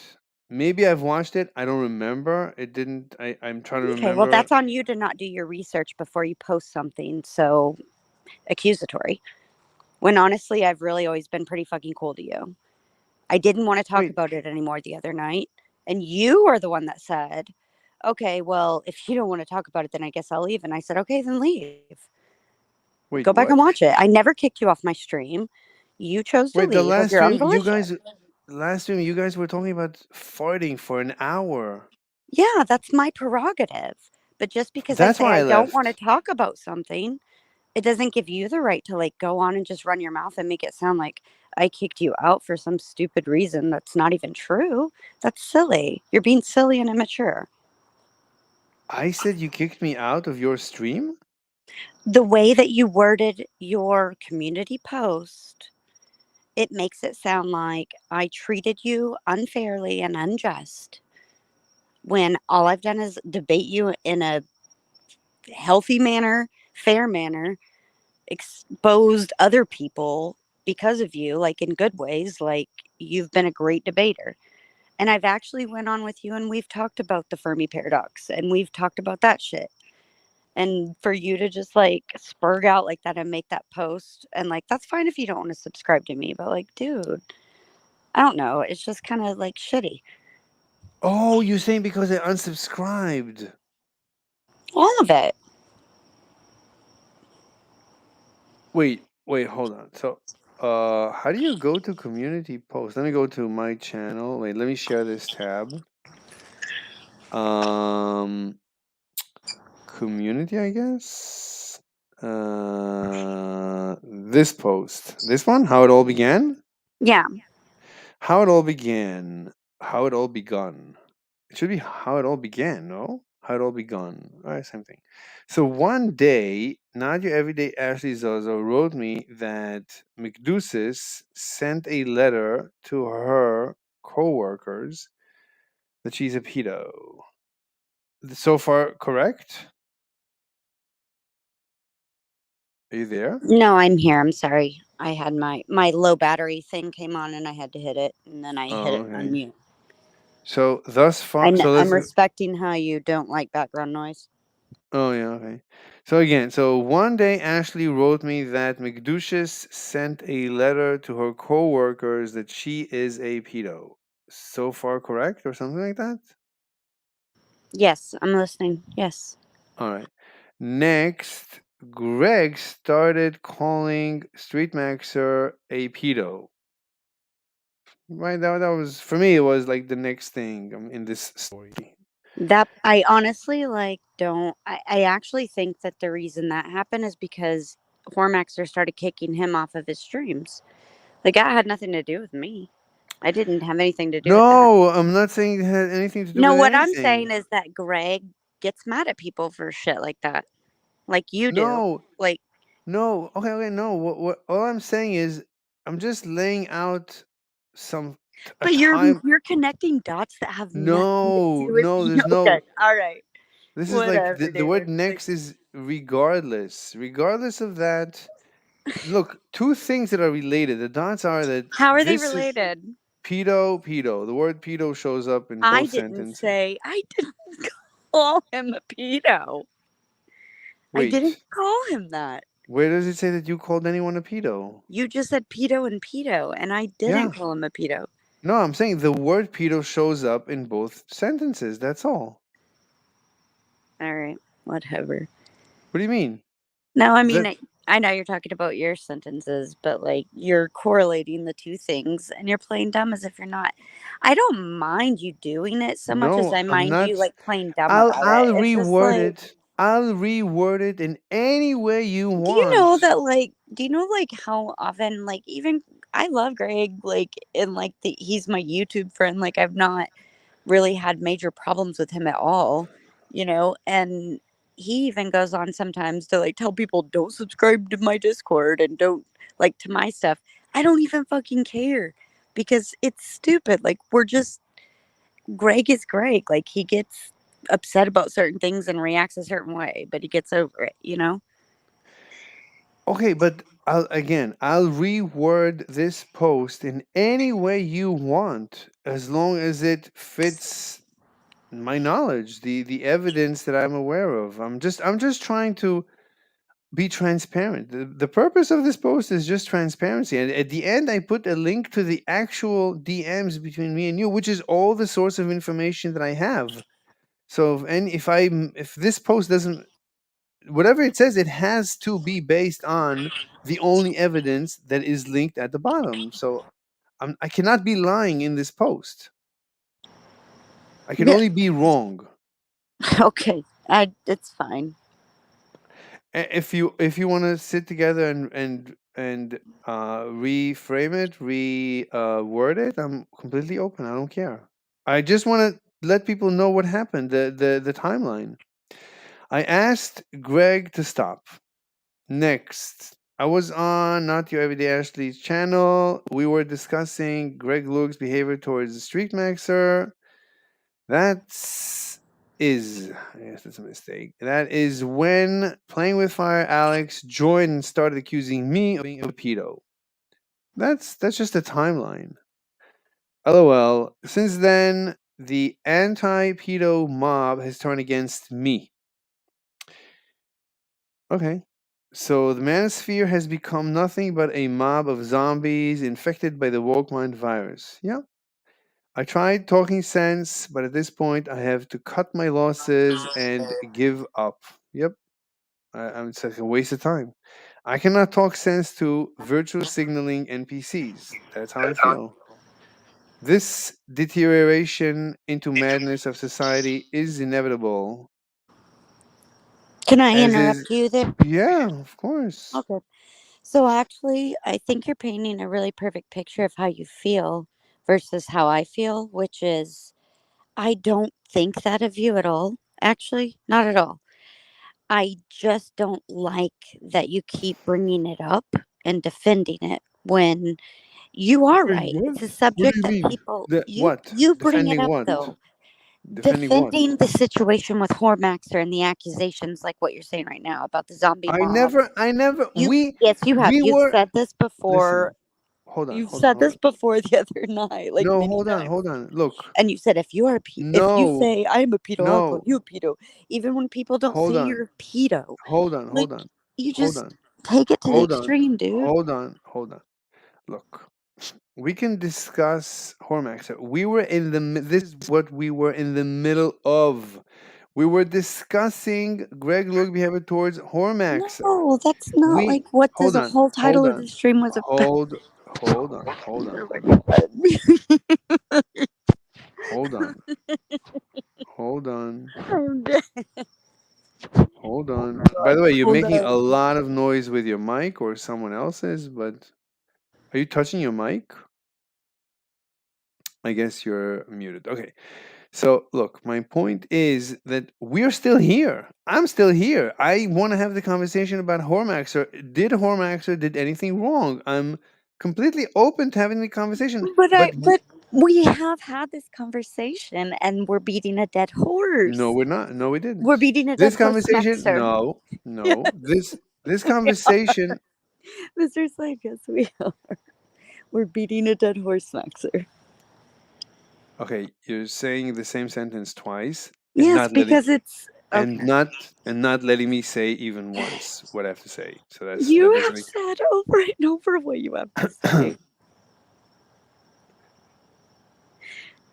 Okay, but I'm Oh, not saying the same sentence twice. I don't know if you can ask questions. What are you high?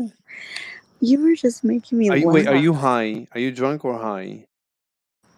Yeah, I'm stoned and I'm outside. Okay, so we cannot have this conversation because when you're No, stoned, it's the it's like best time to have it. No, no, no, No, no, I'm no, very no. articulate and I can think clearly and No, I'm no, no, we making good cannot. points, valid No, points. no, no, no, no.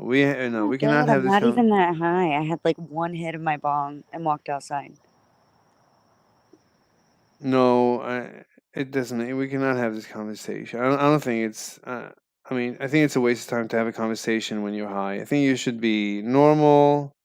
We can have this conversation. It's complicated enough without being like on chemicals. Yeah, if you feel that way, I understand. Yeah, I No mean, problemo. I've wasted the last couple of weeks on this, and Yeah, me in be- too. and in between shows and in between going online, Ugh, I have to think about it. It yeah, absorbs me, and it's wasting my time, and I need to just work. totally. Yeah, I understand. Well, um, if that's how you feel, I will hop off. No, you can stay on, but like we're debunking the black hole singularity. I am If okay with doing that. all right. But I was actually reading comments. That seems to even be more exciting. I mean, we can have a conversation, but not about like super sensitive stuff that I uh agree. I don't really like doing that either. no, but not when you're high. I mean, I I don't want like to doing it ever, dude. I just like fucking talking about shit and hanging out. Yeah. no, no, no. I want to talk about it because I was in the middle of the conversation. I want to know if anyone thinks Hormaxer did anything wrong. I want a technical discussion. We can have a I've technical. had that. I do think that he did. We've talked about that. To what degree or level, I don't know, but I think that he's going off the rails and just kind of Okay, insane and doing a lot of but dangerous we're not having that behavior. conversation. Okay, but we're It all not having. correlates to each other, and I've said that Okay, a but million times.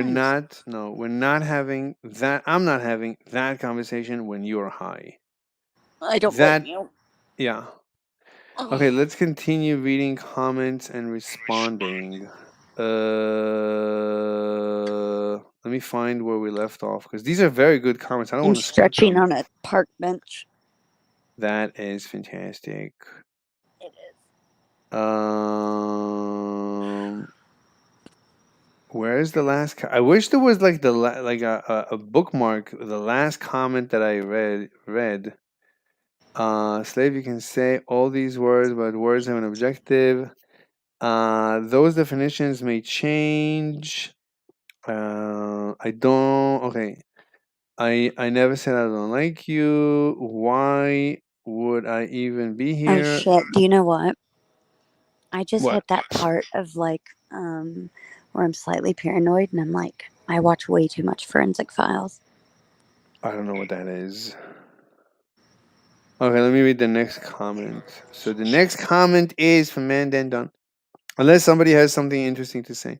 Anyway, Mandendon says, because you are wrong. You are using words right now with the assumption I am going to understand you based off those words, objective definition. You are such a sophist.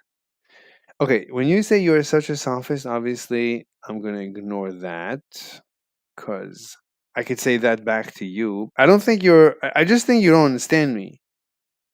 I mean, what's the point? I mean, if you think I'm a sophist, if you think I'm complicating stuff just for the heck of it, then you don't like me. That's that's not liking someone. Anyway, so you say because you're wrong, you're using words right now with the assumption I'm going to understand you based off those words definition, right? I just took out the word objective and the sentence makes perfect sense. As long as you don't use objective. When you say objective, I don't know what you mean. But without the word objective, it's a very simple sentence. And it doesn't have to be words, could be barks between dogs. It doesn't have to be words, and it could be smoking a cigarette to make peace. It doesn't have to be words.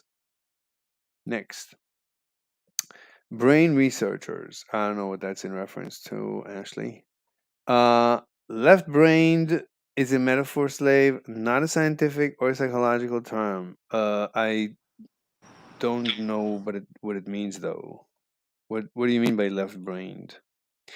Anyway, yes, you are original. That is why you are left-brained. Wait, isn't right-brained creativity and originality? The left side is just analytical and just deals with information. The right one comes up, like puts things together. So you can remember, like left side of the brain is words, right side of the brain is melody. Like when I speak and I have intonation, the intonation comes from the right side of the brain, and the words come from the left side of the brain. Same area. It's called Broman. I think it's Brokeman's area. I don't remember. Anyway, let's continue. So, not your everyday. It says Mandandon facts. All right, Mandan, because you are a very, very slow reader. Ooh. Oh, I'm a left-brained person because I'm a slow.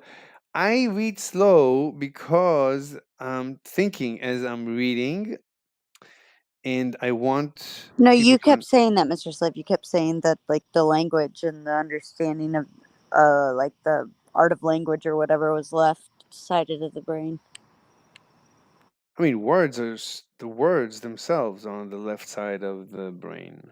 The words, but the sentence, how to put together a sentence, might be on the right side. Sentences might be on the right side. I don't know. I don't know. Okay, so Mandano says, okay, well, you are using language right now with the assumption I understand the objective. Why do you add the word objective? If you just drop the word objective, just use the word definition. Understand the definition of the language you are using. Your mental gymnastics are exhausting. No, I'm just saying the definition of the word objective destroys everything because objective means outside of my experience.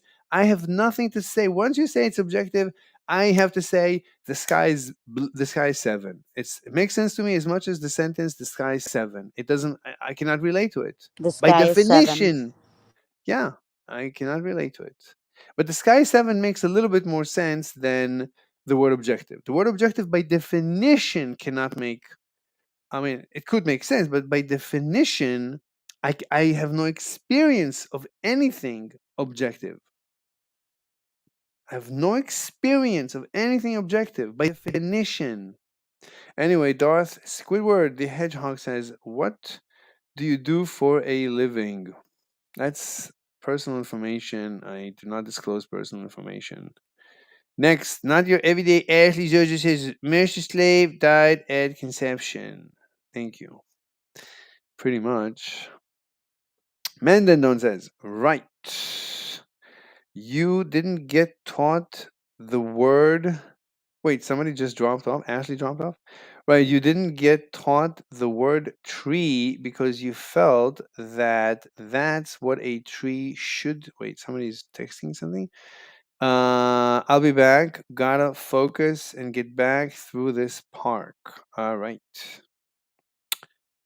All right. So, did it move? Did it move? It keeps moving. Jesus Christ! You cannot rely on this app. Anyway, so Mandadon says, right? You didn't get through the word tree. You didn't get taught the word tree because you felt that that's what a tree should be called. You called it a tree because someone told you it was exactly. It was my experience. It was my subjective experience that someone told me exactly. I have no knowledge of anything objective. I only have subjective knowledge of subjective experiences, nothing else. Mandano says, you learned an objective definition. No. I learned what that person's definition was. It was my experience that that person exists. It was my experience that person was talking. It was my experience, my subjective experience that that person was teaching me the word tree. It was my subjective experience, not objective. By definition, objective is unrelatable. I've no experience of objective. It's a definition. Mandano says, your experience of learning it is subjective. Yes, that means nothing though. What do you mean? That's everything. There's nothing else but subjective. All we have is subjective experience. We cannot have any other experience. This entire universe is inside my subjective experience. When I look through a telescope, it's my subjective experience. When I look using a microscope, it's my subjective experience. When I use the Hadron Collider, the reading is my subjective experience. Science is a subjective experience. When I believe 1 plus 1 equals 2, it's my subjective experience. When I believe the sky is blue is a true statement, that is my subjective experience. Nothing to do with objective. Objective, we have zero knowledge of anything objective. If there is anything objective or there isn't, we have zero knowledge of it by definition. Next. Mandendon says, the idea is separate from your experience. I don't know what that means. If it's separate from my experience, then I have no experience of it. Then I cannot relate to it in any way. I don't know what to tell you. I don't know what that. I cannot tell you that 1 plus 1 equals 2 unless I experience it. Right? When I was taught that 1 plus 1 equals 2, it was an experiential, it was an experiment that I guess my mom conducted with me. She said 1 plus 1 equals 2. It was an experience, and I noticed it, and I registered it. It was my personal experience. There's nothing objectively true about 1 plus 1 equals 2. It's a subjective experience. Mandano says, I forget that I'm communicating right now with someone who does not believe in scientific theory. I forget. I don't know what that means. Scientific, I don't know what scientific theory is. I mean, a theory is a scientific artifact. And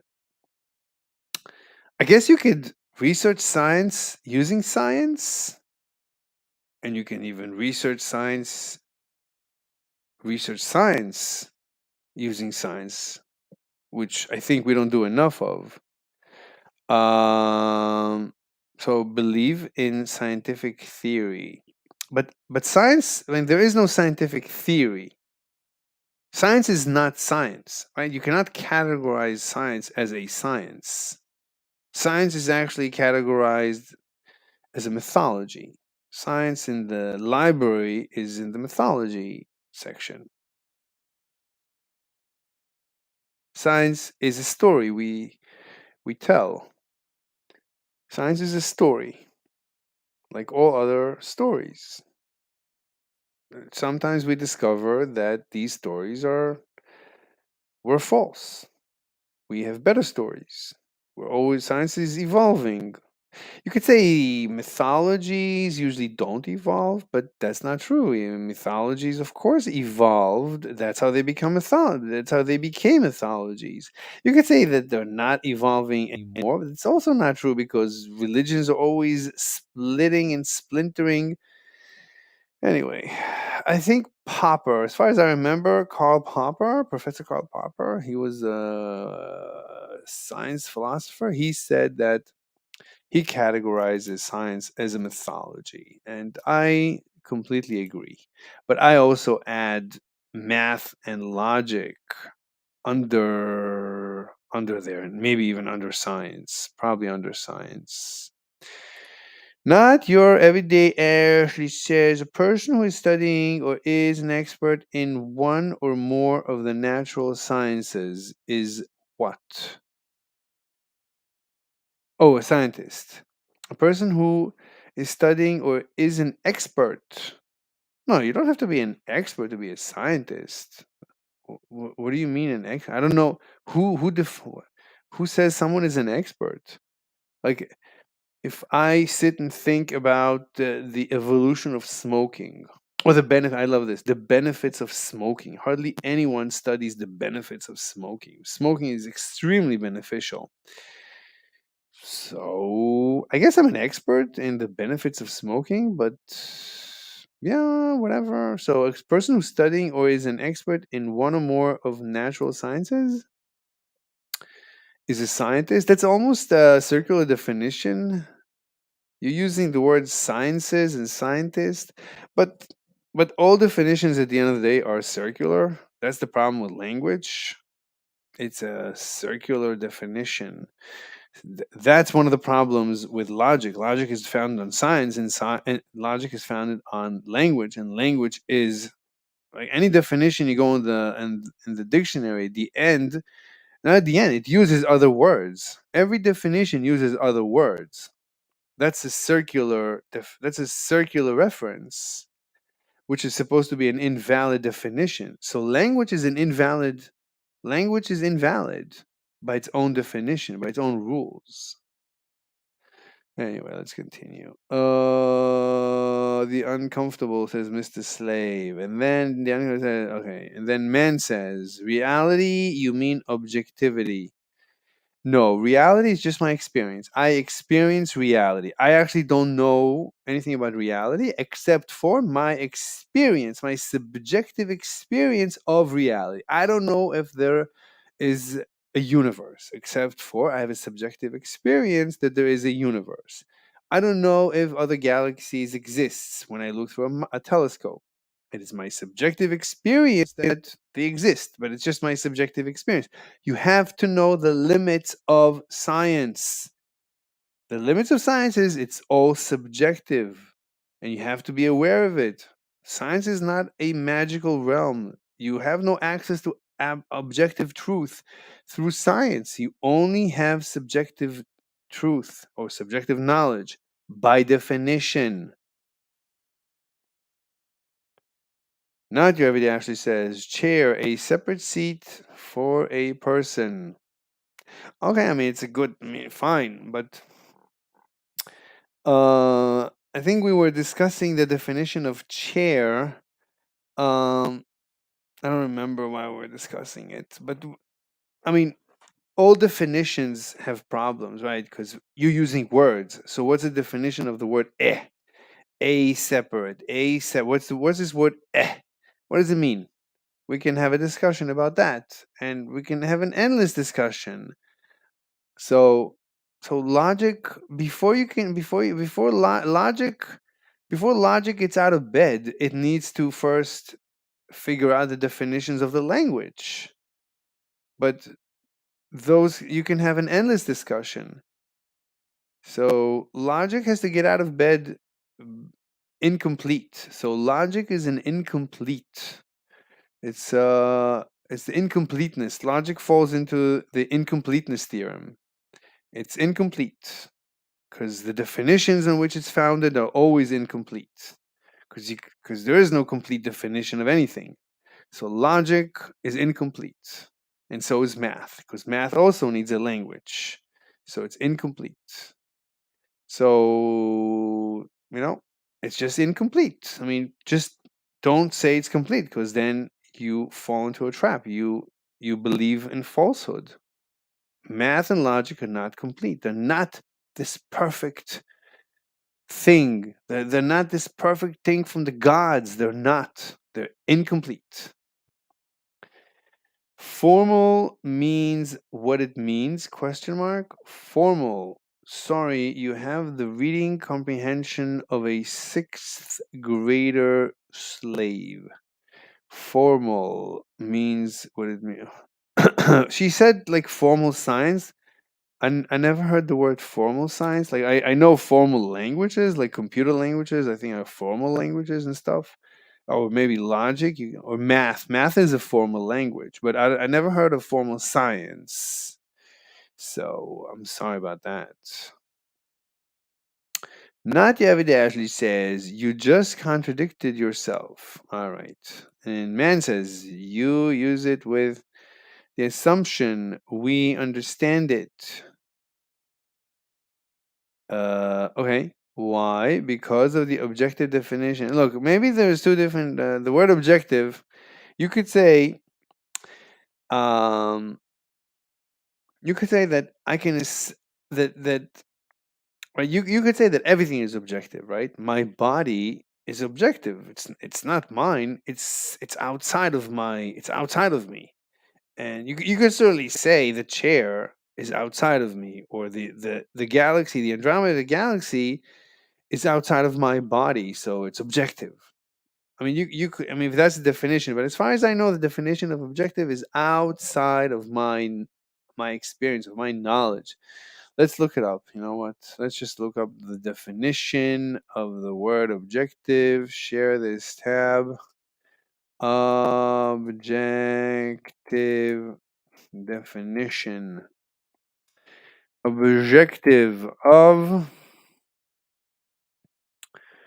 oh of a person or their judgment, not influenced by personal feelings. All right, so here we have a problem, right? Even if we go with this definition, not influenced by personal feelings. How can that be? Nothing is not influenced by personal feeling. Everything is influenced by my personal feelings, right? When like 1 + 1 = 2.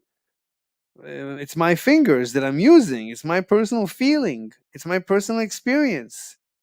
So even 1 + 1 = 2, the most foundational logical mathematical statement you can make. It depends on personal feeling or opinions. I mean, it's my opinion that 1 + 1 = 2. There's nothing I can do about it. It's just my opinion. Or maybe it's not my opinion, but it's just an opinion. In considering and representing facts. Okay, I mean, this obviously can never happen.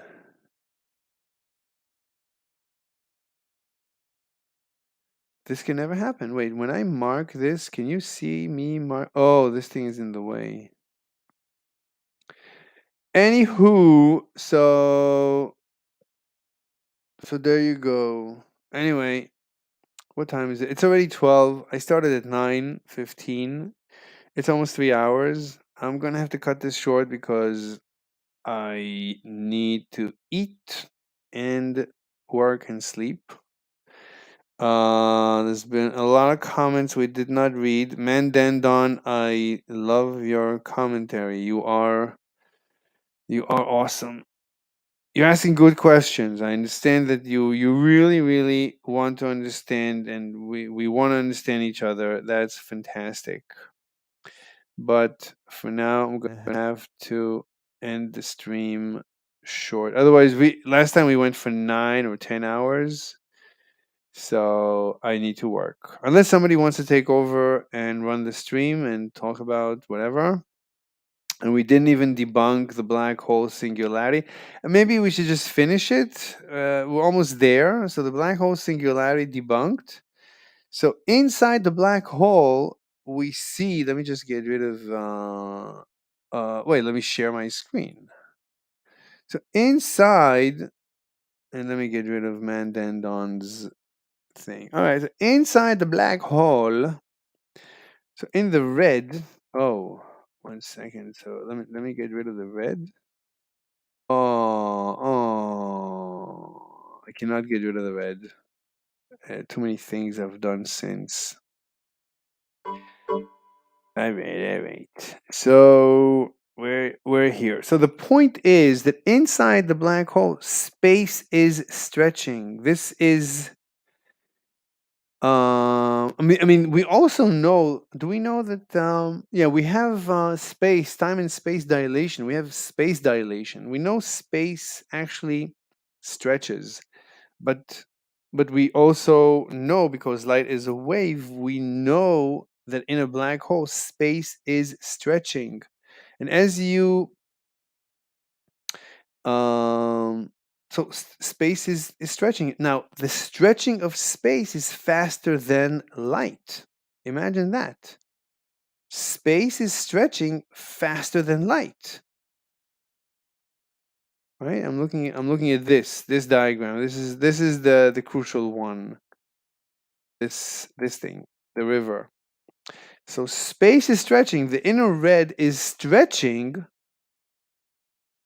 in a black hole faster than light, which is exactly this situation, right? That's why, right? The inner red, it will grow forever. This red will grow forever. As the pebble, it's not a pebble, it's a floating buoy. As the buoy creates waves,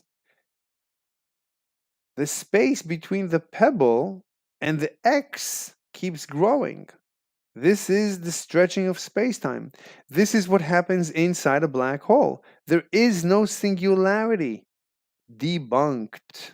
Done. That's it. That's all we need to know. There's no singularity. Inside a black hole, right, the person, right, the person that was here, the person that was here in the black hole, as the black hole started collapsing, as the stars started collapsing and the person fell, right, that person is forever falling. And as far as the person is concerned, he's just seeing light behaving very normally.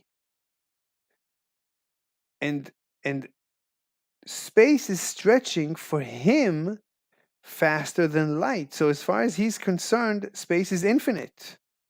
He is in an infinite universe. He can never travel, right? This is stretching faster than light. It grows. This red area grows faster than light. He can never travel outside of this red area. It's even if he travels at the speed of light, he can never exit this redness. It will forever grow. It forever stretches.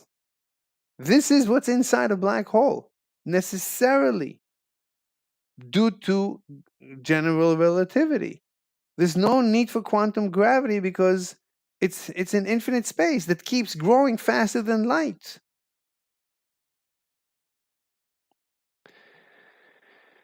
So there is no point, there's no division by zero in here.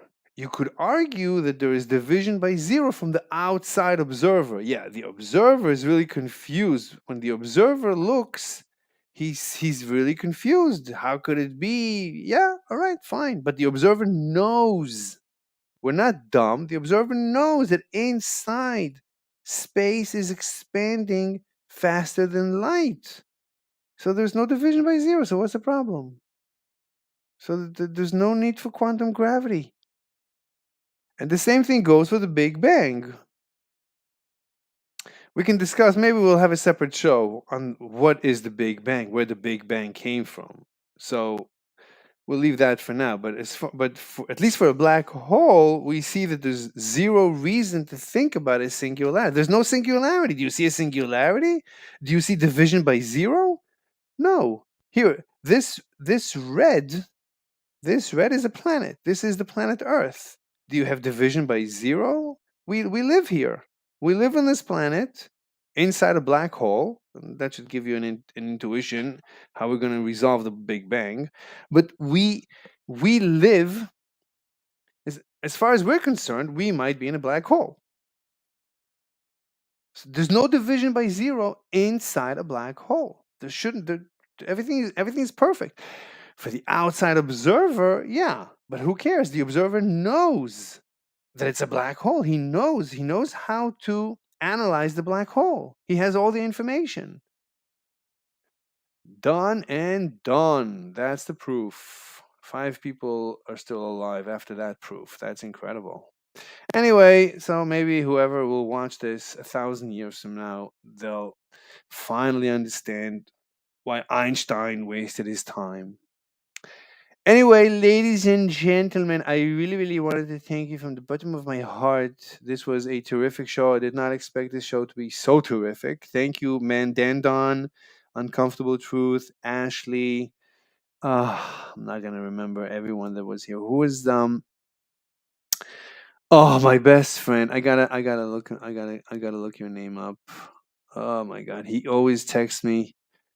Juan Perez. Yeah, he's terrific. All right, you guys. So I'm gonna hang up. And I'll see you Thursday, 9 p.m., hopefully. And have a great day and have a great week until then. And this is Mr. Slave signing off. Bye bye.